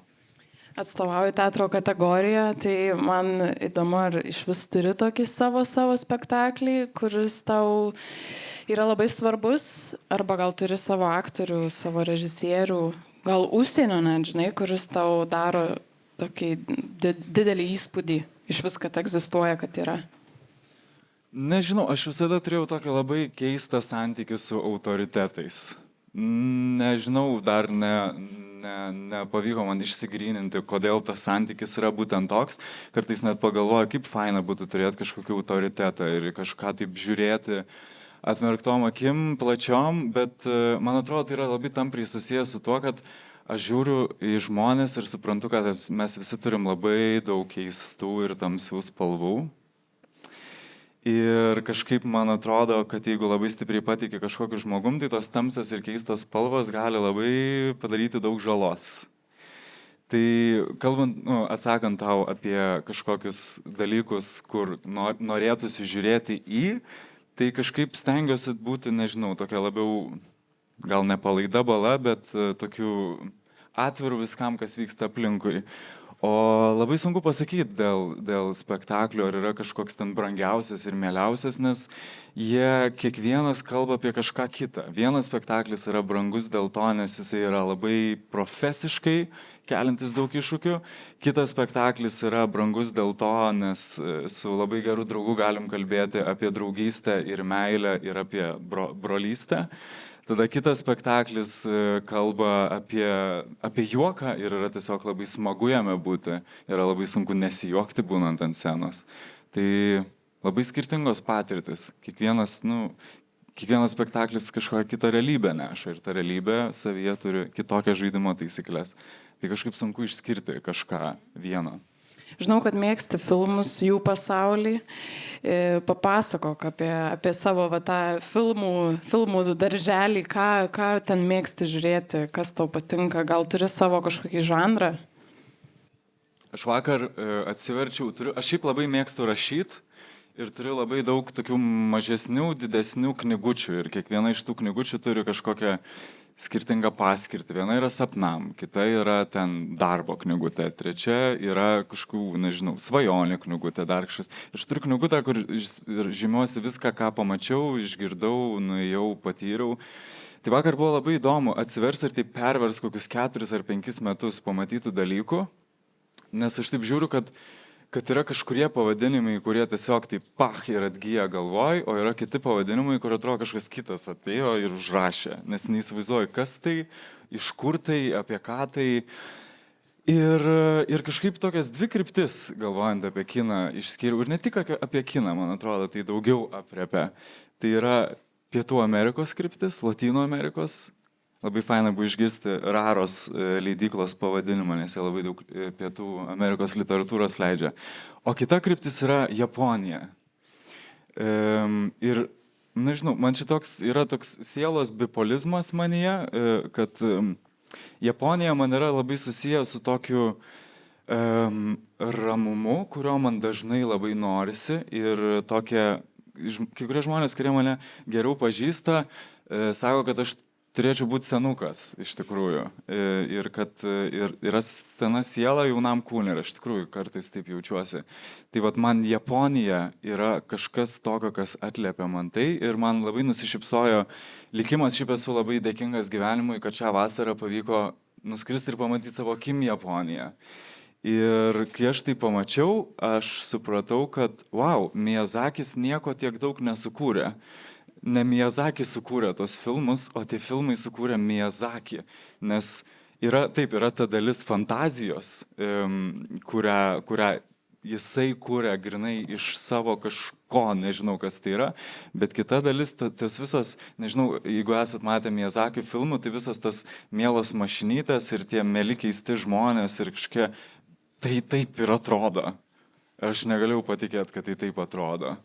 Ir Miyazakis ir apskritai, man atrodo, filmai, literatūra, spektakliai, bet kas yra kuriama vaikam, man dažnai tai tampa tokiu įsižeminimo momentu, kai yra kažkas žiauriai sunkaus, kai nebesuprantu, kai pasimečiau chaosas. Tai vat, pavyzdžiui, Miyazakio filmas man yra, kur aš pradedu žiūrėti, aš matau tiesiog fantaziją, vaizduotę, bet aš matau tiesiog kažkokius labai paprastus dalykus, kurie yra svarbus. Aš prisimenu tada vėl, kad, taigi draugystė yra svarbu. Taigi čia šitie labirintai, koks skirtumas yra, meilė svarbu, ten dar kažkas. Ir man atrodo, kad Miyazakis yra vienas iš tokių, kaip čia, man kino pasaulyje labai brangių žmonių ir atliepiantis tą mano japoniškąją pusę, kada nors labai norėčiau ten pagyventi. Ir dar grįžtant prie šito, aš taip galvoju, let's break the boundaries ir šokinėkim, nes viskas vis tiek yra labai susiję. Ir kažkaip galvojau irgi apie tą įsižeminimą ir priminimą savo kažkokių labai svarbių dalykų gyvenime. Tai vienas iš pavyzdžių man irgi buvo Poor Things filmas. Ir šalia, pasakysiu 2 visiškai atrodo nesuderinamus dalykus, bet kažkaip pabandysiu juos suvest, gal smegenis dar leis. Mažasis princas irgi yra tai. Nes Poor Things, man atrodo, yra nuostabus ir genialus meno kūrinys. Čia nekalbant apie formą, nekalbant, kaip jis yra padarytas ir kiek ten yra vaizduotės ir fantazijos, kalbant apie turinį. Mes turim žmogų, suaugusiam kūne, bet mes turim vaiko protą. Ir mes turim galimybę matyti, kaip vaikas užduoda tos žiauriai nepatogius klausimus, į kuriuos mes net nebežiūrim kaip į klausimus. Kur mums tai yra, nu tiesiog taip yra. Pasaulis toks. O tada ateina šitą veikėją iš Poor Things ir jinai tiesiog taip beda visur pirštu. Ir tada iš pradžių atrodo, kad jinai yra keistuolė, bet tada supranti, kad aš esu keistuolis. Nes aš jos negaliu suprasti tam tikrą prasme. Ir man žiauriai patiko, ir ką labai išsinešiu dar iš tą filmą, kad mandagumas mus visus pražudys. Man taip patiko jos drąsa gyvenime, kad wow. Tai va, ir Mažasis princas. Mažasis princas, aš skaičiau gal prieš metus laiko šitą knygą ir aš buvau priblokštas tiesiog, nes Egziuperi sukuria žiauriai paprastas aplinkybės. Skrenda lakūnas, kažkas atsitinka su lėktuvu, emergency landing vidury dykumos. Nieko nėra aplinkui. Visiškai. Gali nutikti bet kas. Iš tikrųjų. Niekas manim nepatikės, jeigu tai papasakosiu, nes aš esu vienas 1000 kilometrų spinduliu. Ir ateina mažas berniukas iš kitos planetos. Ir jisai sako, aš pasiklydau, aš nesuprantu, kas čia. Ir aš tada galvoju, galbūt, kad aš žiauriai nusišneku, bet aš galvoju, lemba Egziuperi tikriausiai priejo kažkokį žiauriai keistą momentą savo gyvenime. Ir jisai sukūrė Mažąjį princą tam, kad galėtų savo priminti paprastus dalykus, kurie yra svarbus. Aš žiūriu į tą knygą kaip susitikimo su savo vidiniu vaiku knygą. Jis bando savo iš naujo papasakot, kas yra alkoholizmas, jis bando papasakot, kas yra prisijaukinti, ką reiškia prižiūrėti kažką, ką reiškia rožė, kodėl jį duria. Ir va tai man yra nuostabu. Tai man yra nuostabu, čia grįžtant prie kino, nes tikrai kas nors yra pastatęs Mažąjį princą, kad menas gali ir kinas gali priminti mums šitos dalykus, kurie tiesiog yra svarbus, nes jie žiauriai gali užsimesti kažkur po sofą. Būtent iš Lietuvos yra Arūnas Žebriūnas pastatęs Mažąjį princą. Tai labai graži sąsaja, kuris tą vidinį vaiką visada iškeldavo į pirmąją liniją. Ir labai gražu, kad pasidalinai taip jautriai apie vidinį vaiką ir kaip tau visi filmai atrodo tave ir nuramina dėl to, kad tau leidžia pargrįžti į tą mažąjį matą, žinai, tą mažąjį matuką. Tai labai gražu. Mėgsti klausytis ir klausyti, tai papasakok apie savo muzikos lentyną, kas joje sukasi, kas joje yra tavo klausomiausi. Aš manau, kad muzikos rytį tai pajutau irgi ruoždamasis šitam pokalbiui, pajutau, kad kažkaip mažiausiai pasikaustęs esu, bet labai irgi įdomių atėjo minčių. Aš kažkaip pradėjau galvoti apie Spotify'ų. Ir galvoju, Spotify'us. Labai gerų dalykų yra ten, labai blogų dalykų ten yra, ne turinio prasme, bet koncepto prasme. Galvoju, iš vienos pusės, kiek esu girdėjęs, Spotify'us nelabai kažką moka kūrėjams. Nu tai gerai, čia blogai. Kažką ten esu girdėjęs, kad lygtais remia kažkokius ten ginklų fabrikus, kažką, žiauriai negerai. Bet tada yra kita pusė, kur mes turim tiesiog fenomenalią prieigą prie klodų ir klodų muzikos. Ir tada aš pradėjau galvoti apie algoritmą, kuris man siūlo muziką. Nes pradėjau galvoti apie, ko aš klausausi. Ir tada, ten apart Garbanoto ir Kanye Westo ir dar kažko, aš net nežinau pavadinimų. Nes aš jų neieškau konkrečiai. Man algoritmas duoda 1, 2, 3, 5, 7 dainą. Man gali groti savaitės algoritmas. Ir man kažkas patiks, kažkas nepatiks, bet aš visiškai nebeprisiliečiu prie to sąmoningų žingsnių. Nebėra to, kad čia kaip aš klausausi, aš manau, kad kiekvienas turi savo klausimo ypatumų. Bet tada pradėjau galvoti apie algoritmą iš tos pusės, kad būtų žiauriai įdomu, pavyzdžiui, paduoti Spotify'ų į teismą dėl melancholijos, kurią aš jaučiu gyvenime. Nes kažkokiam etapė man leidžia vien melancholiškas dainas, aš nebenoriu jų klausytis. Kiek galima grūzo, ne? Kiek galima grūzo? Ta prasme, come on. Kur mano... Pozityvus. kūriniai. Tai va, ir kad labai lengvai galima įsisukti į tai. Tai va, tai kažkaip tokių turėjau minčių apie Spotify ir galvoju, jo, reikia, prisiminiau tavo vinilų kolekciją ir galvoju, reikia, nežinau, vinilai, diskai, kasetės. Kažką Grįžt prie ištakų. Grįžt prie ištakų ir kažkaip labiau susikoncentruoti į, nu, nežinau, nebevartoti meno, bet kažkaip būti su menu. Nežinau. Girdėti, žinai. Labai pretenzingai skamba, man nepatinka, atsiemu. Nebevartoti meną, palieku tik šitą. Supratau. Tai nėra tokio atlikėjo arba grupės tavo sąraše. Yra Maksim Pasakyk. Danuk. Va, papasakok trumpai. Maksim Danuk yra vienintelis albumas yra Spotify keltas ir yra vienas atskirai gabalas įkeltas valandos 40. Tai yra žmogus, kuris groja vargonais. Ir jisai groja tokią labai repetatyvę, ritualinę vargonų elektroniką. Aš negalėjau patikėti irgi, kai radau. Tai buvo žiauriai gražus viršelis, tokia tiesiog mėlyna spalva, kaip Yves Kleino yra ta užpatentuota. Ir ten yra gal 10 kūrinių, kurie lūpina tam tikrus motyvus iš vargonų muzikos, jo paties sukurtus.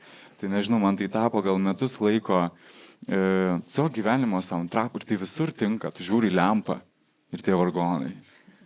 Ir iš karto, ta prasme, jautiesi kažkur kitur. Žiūri, šunį tas šuoda. Stebuklingas iš karto. Stebuklingas pasidaro. Tai va, tai Maksim Danuk man buvo praeitų metų toksai topas. Ir Garbanotas man buvo, nežinau, ar dar yra kažkur čia broliai. Yra. Topas, bet tikrai nuostabi jūsų kūryba, prašau. Garbanotai linkėjimai. Kad ir kaip būtų sunku, lengva, bet tai va. Taip, aš labai pritariu. Kūnas dangaus, man atrodo, yra vienas geriausių lietuviškų albumų. Man tai absoliučiai širdies albumas. Aš kiek esu nuverkus ir iš džiaugsmo ir ne tik gulėjus kryžiaus ant kilimo ir galvojus, tai yra genialu tiesiog. Ačiū Dievui, kad tai egzistuoja. Tai tikrai labai ačiū jam. Ačiū tau, Matai. Ačiū dar kartą, kad esi šitam gimtadienio maratone. Mūsų rėmėjų Smells Like Spells ir Eskedar Coffee Bar dovanos ir Pink Ocean Flowers gėlytės.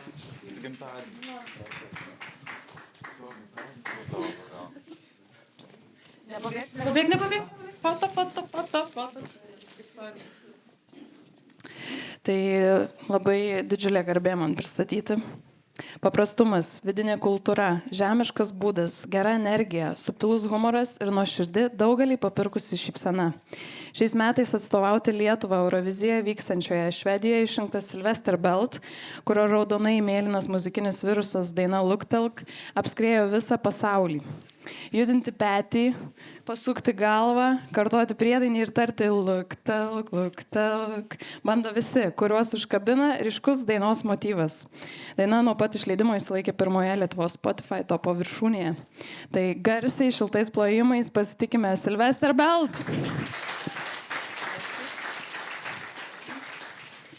Sveiki. Ar nepavargot sėdėti? Buvo pertraukėlė, tai gal viskas kontroliuojama. Kaip tau sekasi kontroliuoti? Gerai, bet jau jaučiu, kad 6. kartą kalbinu kažką. Šiek tiek atsibodai? Ne, yra toks azartas, bet jau jaučiu, kad 6. kartą bandau daryti tą patį.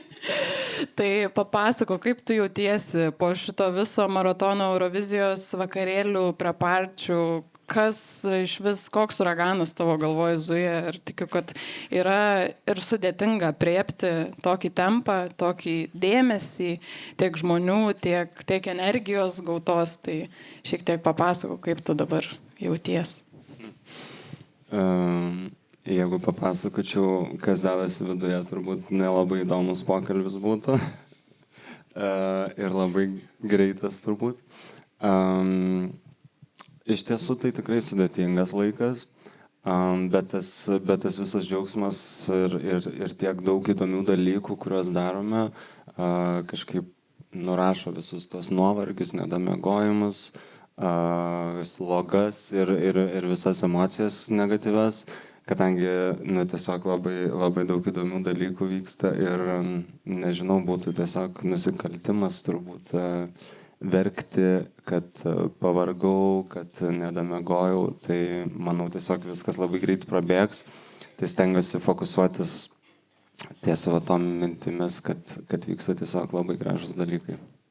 Išvykstat jau visai greitai, sakei, kad už barot savaitės. Realiai jo kitą ketvirtadienį išleistuvės jau. Jau suvoki, kad ta prasme jau viskas, va dabar jau ten bus tas momentas.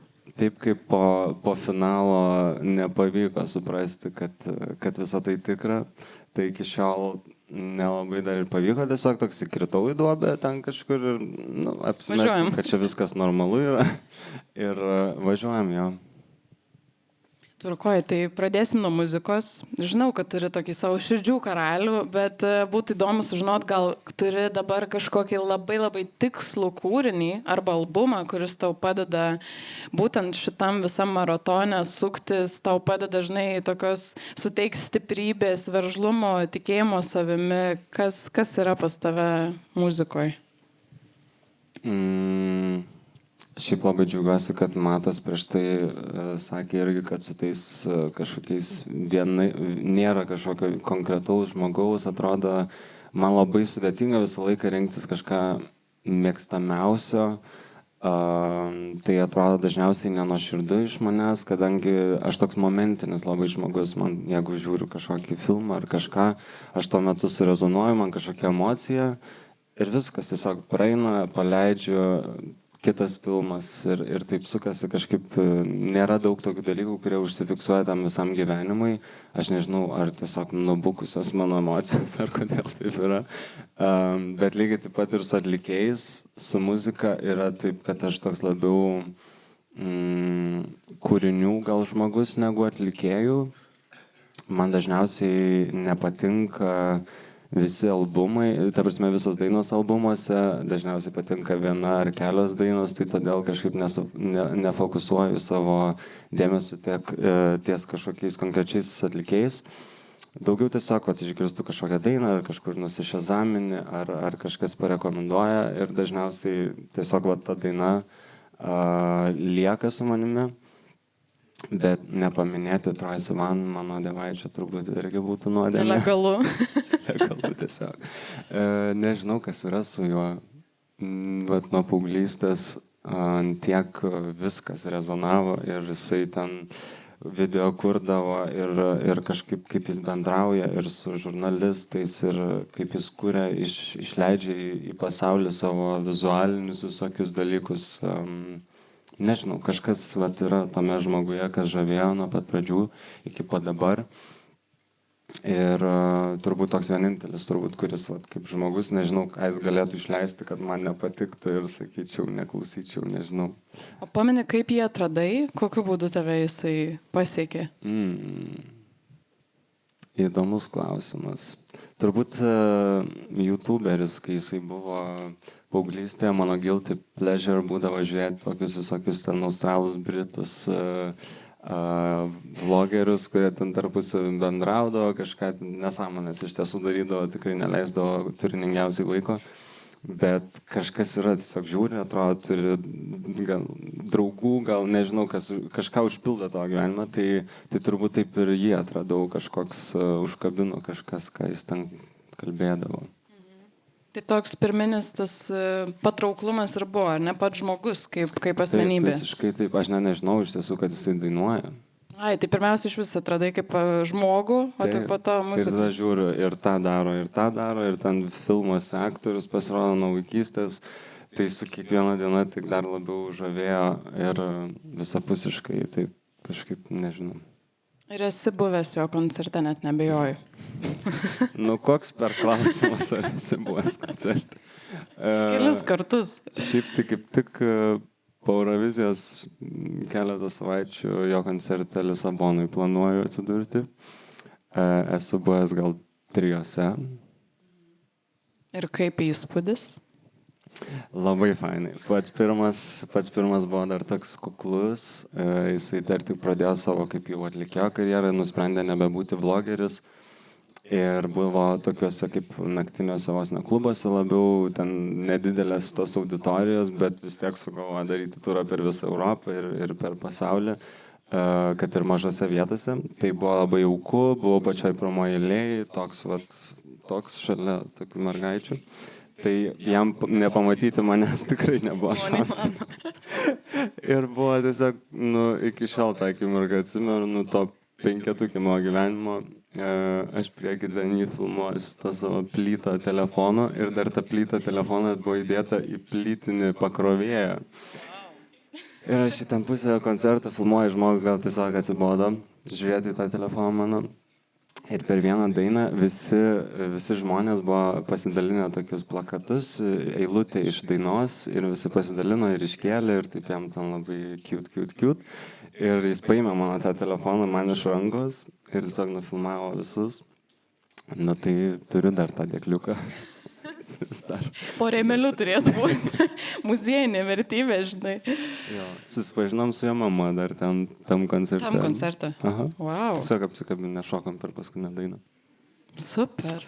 Tai labai patiko tie pirmi jaukesni tikrai, paskui žinoma jau dabar didelėse erdvėse, bet ne ką mažiau patinka. Aš pati galiu pridėti savo pusės, kai pamačiau Parcels, mano viena mylimiausių grupių, pirmoji eilėje Paryžiui, akis va taip. O viskas jau, daugiau nieko man nereikia šitoj dienoj, viską jau turiu.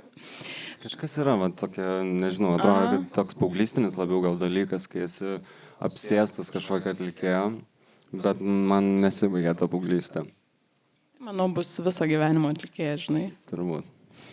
Gerai, dabar pereinam prie filmų.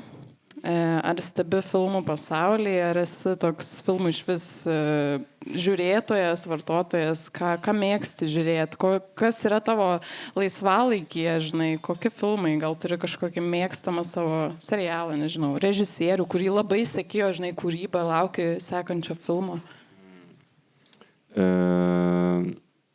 Pastebėjau dabar, kad filmus turbūt kino teatre geriausia žiūrėti, man nelaiko tiesiog dėmesys. Nuo visų turbūt TikTokų ir visko aš nebegaliu namuose žiūrėti filmo, jeigu vieną žiūriu pilnai, nebent ten super wow įtraukia ir nežinau, kažkokiu ten emocijų banga. Bet kino teatre kažkaip labai taip meditaciškai veikia, tu atsijungi nuo pasaulio, žiūri, susikoncentruoji, tai labai patinka. Lygiai tas pats atsakymas su tais mėgstamiausiais, nežinau, tiesiog labai daug filmų, kurie kažkokių emocijų daug sukėlė yra. Ieškojau, galvojau, ką čia išskirti, bet tų klasikinių, kur ten jau visiems, bet toks kaip ir visai populiarus tapo galiausiai, bet prasidėjo kaip ir nišinis toks buvo filmas Call Me By Your Name. Tai tas filmas buvo tikrai ne kartą peržiūrėtas, o aš nelabai grįžtu pažiūrėti dar kartą filmų, tai turbūt man ženklas, kad labai patiko. Nežinau, kažkokios tokios labai žalios emocijos, šiek tiek bagina ten gal. Nežinau, matė turbūt Call Me By Your Name, nereikia. Tai mačiau, fanai tikrai turbūt matė. Tai kažkaip buvo dalykų, kurie bagino, nes pagal istoriją ten kaip ir nepilnametis tas žmogus vienas, kitas kaip ir daug vyresnis, bet aš kažkaip gal ignoravau tą visą faktą ir vėliau tik sužinojau apie tai. Bet kažkaip labai tokios, nežinau, labai gražiai, paprastai tas žmogus toks parodytas, nesudievintas, toks paprastas kažkoks, ne taip kaip žiūrint kitus filmus, kur tu ten kažkokį matai pagražintą realybę, o ten taip viskas kažkaip labai paprastai ir labai graži meilės istorija, kurių daug tokių nėra tiesiog ir man kažkaip labai patiko. Man kol tu šnekėjai, kažkaip atėjo žodis grynumas, labai grini jie ir grynos spalvos, grina ta Italija, žinai, labai. Ir pasirodo, kad jisai net nepilnas. Jis originaliai ten vos net dvigubai dar buvo ilgesnis, geras, nežinau, bet kažkaip teko patrumpinti. Ir muzika nuostabi. Kai pagalvoju apie tą filmą, tikrai takelis yra vienas gražiausių iš filmų. Jo, vat beje irgi daina tikrai išsisaugota ir viena mėgstamiausia. Mystery of Love. mūsų trečioji sritis plačiausia, tai galėjai rinktis bet ką, nežinau, kiek mėgsti skaityti, kiek mėgsti teatrą, kiek mėgsti spektaklius, bet ką, šokį, kas tik ateina į tavo galvą. Papasakok. Kažkas su skaitimu nuo vaikystės blogai pas mane yra. Nemėgsti prie tų knygų. Kažkodėl, nežinau, kas yra, atrodo, čia toks intelektualumo požymis skaityti ir tu ten daug ką lavini skaitant, bet niekaip niekada neprilipo. Man buvo gal kelios knygos, kur taip skaičiau ir taip labai įtraukė, bet bendrai paėmus, nežinau, man gal labiau klausytis tų audio knygų, nežinau, kas yra su knygom, tai gal tiesiog neliesiu tų knygų. Teatras, tai su teatru irgi įdomiai. Aš užaugau muzikoje, konservatorijoje studijavau nuo 9 klasės ir mes turėjom prieigą prie muzikinio teatro, realiai galėjom nemokamai eiti visus spektaklius. Tai muzikinio teatro, va, tas visas miuziklai kažkaip labiausiai turbūt patinka. Ir toks irgi guilty pleasure. Toks, nežinau, cheesy labai ten ir dainuoja, ir šoka, ir juokas, ir tu žinai, ko tikėti, žinai, kad ten bus meilės istorija, vienas numirs, kitas prisikels, trečias dar atvažiuos ir galiausiai visi laimingi šoks ir oi, kaip smagiai visi gyvenam. Bet kažkas pat yra ir patinka. Tai Londone turbūt geriausias, kurį mačiau, tai Moulin Rouge. Ten iš vis parodijų šou. Ten realiai tiesiog nulis Moulin Rouge'o, tik tai, kad pavadinimas yra ir visa kita padaryta popso dainų tiesiog sudėta pagal temas ir taip juokingai sudėta. Lady Gaga, pavyzdžiui, yra Poker Face, man atrodo. Ir ją šoka ten kažkokie piratai. Kažkoks ten, nusakau, keistuomenė tikrai, bet labiausiai patiko. Tiesiog atrodo, kad biudžetas nenormalaus dydžio turėjo būti, ferverkai, šokėjai, ten pasaulinio lygio atrodo, kur tiesiog bet kokį vieną pasirodymą 10 sekundžių išimtum ir Lietuvoje nieko panašaus nepamatytum.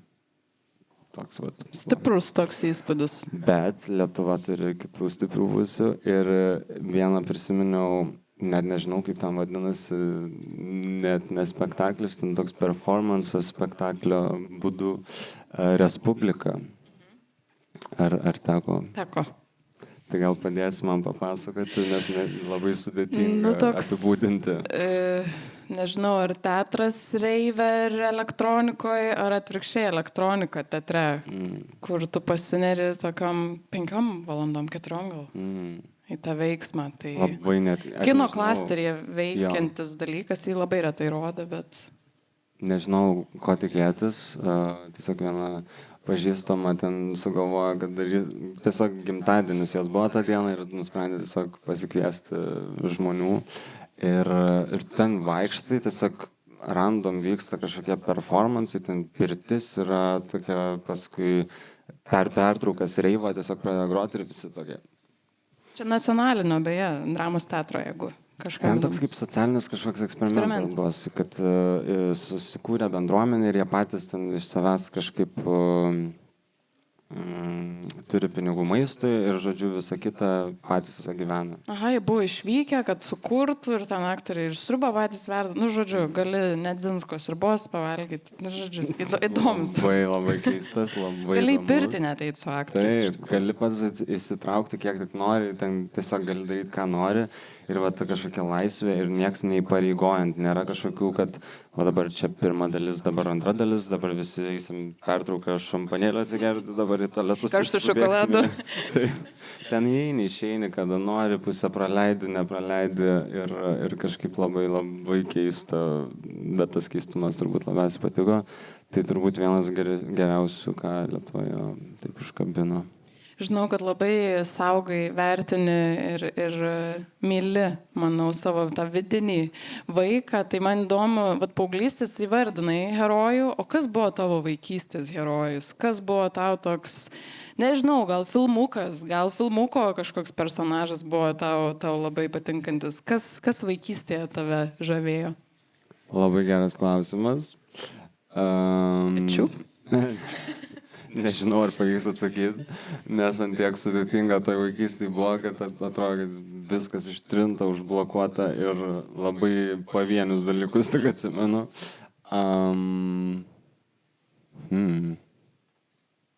Nežinau, žinok. Bet kažkas yra šviesaus tame, kažkokia švieselė. Nu, turbūt. Nežinau, žinok, dabar taip pagavai, reiktų pagalvoti, man prisiminti tada kažkokius vaikystės įvykius ir tada aš atgaminčiau, kaip man ten apskritai gyvenimas virė tuo metu. Atsimenu tik tai, kad eidavai į mokyklą, grįždavai, pažiūrėdavai Simpsonus, tada važiuodavai į kitą mokyklą, tada grįždavai, paruošdavai namų darbus, eidavai miegot ir taip realiai 4 dienas turbūt iš savaitės, savaitgaliais pas močiutę eidavai, tai mano personažas močiutė buvo turbūt gyvenime ryškiausias herojus. Tai va to prisimenu. Bet tokį plakatą, kad kabintum ant sienos, neturėjai tokio kažkokio ten savo etapą. Nes, pavyzdžiui, aš tai rinkdavau, žinai, kur būdavo tie plankalai, tu ten keitiesi, susitinki kieme, aš turiu Jennifer Lopez, aš ten turiu, nežinau, Britney Spears ir keičiamės, nes aš dar šito neturėjau. Nebuvo kažkokio plakatinio. Aš neturėjau, bet aš augau su 2 sesėm, vyresnėm. Tai jom jau, kai man buvo vaikystė, joms jau buvo paauglystės vidurys. Tai aš tų lietuviškų atlikėjų, buvau įdėtas tiesiog į tokią situaciją ir teko jau kažkaip priimti, kad man turi patikti arba aš turėčiau įsikraustyti. Tai mokinukės, žinoma, buvo numeris 1. Normalu. Jurgos Nebijok dainą atsimenu nuo nežinau kiek metų, dainavau mintinai. Tai vat įvairaus žanro, tikrai sesės mėgdavo tų. Bavarija dar turėjo būti kažkur. Ačiū Dievui, nelabai buvo. Buvo Deivis. O, Deivis. Nežinau, kiek tai geriau yra negu Bavarija, bet galbūt. Gerai, ir matai, gavosi atsakyti. Ėjai labirintų. Žinojai, kad Bavarija buvo avarija? Taip. Žinojai, aš čia nesenai sužinojau. To pridėjo. Nežinau, gal irgi geriau. Labiau tikrai skambėjo tas sprendimas. Gal labiau atitinka. Tai va. Gerai, ir pabaigai, ką manai turėtų atrasti kiekvienas žmogus, ką tu norėtum, kad kiekvienas išgirstų arba žinotų, ką rekomenduotum? Čia iš kokios ryties? Iš bet kurios. Gali būti paroda iš viską, žinau, dailininkas, žinai. Visiškai tau leidžiu rinktis. Ir aš dar šiaip galiu, kol tu galvosi, galiu dar tokį, man prisikėlė irgi galvoje labai gražus tapimas, kuriuos aš labai myliu. Žyginta kažkur čia turėtų būti, jinai buvo kartu. Aš atsimenu, kaip su tavimi šokau Halės turguje. Čia buvo čia kokie 3 metai atgal, buvo kažkoks vakarėlis, buvo Arnambeko ir mes priekiniai linijoje šokom visi 4 ir aš tada, kai tave pakviečiau pakalbinti, galvoju, eina savo, kaip kartais tu nežinai, su kuo tu šoki. Klasika. Taip, Lietuvo, žinai, tas toks burbulėlis, tai labai fainas sutapimas, labai smagu tave čia turėti ir apskritai, kad esi mūsų dalis. Geras, kaip fainai, net norėčiau prisiminti tą vakarą. Aš atsimenu, kaip buvo smagu, jūs buvo tokiais jautė ir jūs abu šypsojatės, buvo taip, aš galvoju, kokie faini, kokie šilti žmonės. Noriu patikslinti tik tai, kad čia viskas natūralu buvo, tos šypsenos ir tie šokiai. Tai mes irgi šypsojomės, tai kaip gera nuotaika. Ta prasme, turiu omeny, kad nebuvo privartota kažką. Taip, aš irgi tą turiu. Mes turėjom tokią tradiciją labiau, gal šaltais vakarais, tiesiog abiem patinka su Auguste draugė reivai visokiausi. Ir va tam turguje netgi 2 vietos yra ir kažkaip... 9-8, šiaurę. Best. Ir tiesiog, kad ateini savo pusvalanduką kardijo, nereikia nei ten vartoti kažko, nei kitą dieną galvą skauda. Linksmai, apsimoka. Iš visų jėgų iki šlapumos ir važiuoji savo miegoti. Tai manau, kad vienas iš tų vakarų buvo labai įdomu, kuris. Nu, netrinksiu aš dabar irgi kuris, bet Gal man iš faina, tokių kad... storių prisiminsi memories. Gal O įmanoma. koks klausimas dar buvo? prieš tai? Klausimas tai buvo, ką turėtų atrasti kiekvienas. Gal jau va kažkas prisiparkavo, žinai, kol aš čia važiavau. Aš kažką apie keliones, o taip įsivaizduoju. Man vienas svarbiausių dalykų ir turbūt labiausiai plečiančių viską yra keliauti. Tai jeigu neatradote, kad tai yra vienas svarbiausių dalykų gyvenime, tai labai rekomenduoju. Rekomendacijų labai daug gali būti priklausomai, kokie pomėgiai, jeigu kalbant apie tas Berlyno temas, reivus, tai Amsterdamas ir Berlynas turbūt būtų pirmas lokacijos, kur rekomenduočiau nuvykti ir patirti, tiesiog eiti gatvę ir patirti jų kultūrą. Nes kultūrinis šokas tikrai yra, ypatingai jeigu esi kilęs berniukas iš Kauno. Ir turbūt jo, toksai būtų potyris, kurį rekomenduočiau.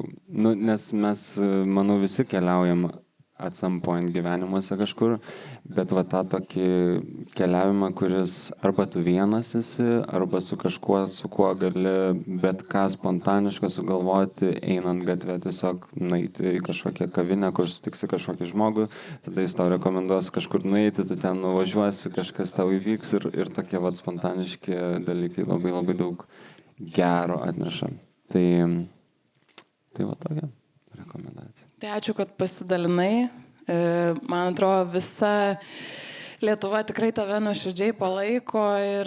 Kaip pasakyti, tikrai ne visa. Na, žinai, daugelis. Tikrai tau to palaikymo, manau, užtenka ir tu esi jo prisipildęs ir nebejoju, kad tau tikrai pasiseks ir gali sugerti ir šitą dabar palaikymą, jį susipakuoti ir įsiskraidinti į Malmo.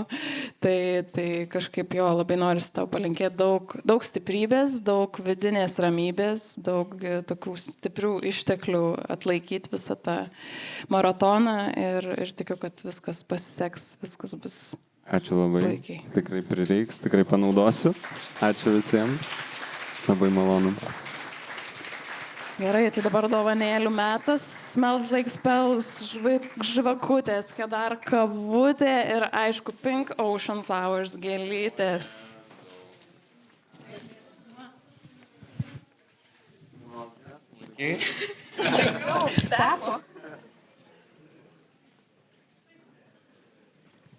Na ir finalinis žestas degamos žvakutės. Tai sudainuosim tą gimimo dieną ir aš noriu padėkoti visai nuostabiai renginio komandai. Žygintai, Jokūbui, Smiltai, Jauniui, Gvidui, Jurgiui, Sidui, Ignui. Ačiū savo tėvam, ačiū broliui, ačiū amėjai. Ačiū Kristupui, Vaivai ir Jūratai, kurie priėmė mus interviu. Ir žinoma, nedraugam. Eskedar Coffee Bar, Smells Like Spells, nuostabios žvakės, nuostabios kūrėjai. Tu prasme, pirkit žvakės, žiauri, fine. Naumo Accessories mane papuošė žiedukais ir auskariukais ir kryžiukų. Finger Cross Nail Studio man padarė nagučius, aš jį gavau daugiau pasitikėjimo, čia turiu šitą suvardinti. Square Production House padėjo mums techniką, gėlių studija Pink Ocean Flowers padėjo mums gėlytėm ir Soundman.lt irgi taip pat prisidėjo prie technikos. Taigi ačiū visiems, plojimai jums visiems susirinkusiems taip nuoširdžiai išbuvusiems šitą maratoną, jūs esat nuostabus, pakuojam viską į širdį ir ačiū. Kaip? Pasveikint ką? Ai, pasilikit ant torto, valgysim tortą, jo, 2 kilogramai brangiai kainavo, žinokit, čia, tiek sudėjom šitam tortui, einu savo. Gerai, pradedam su gimimo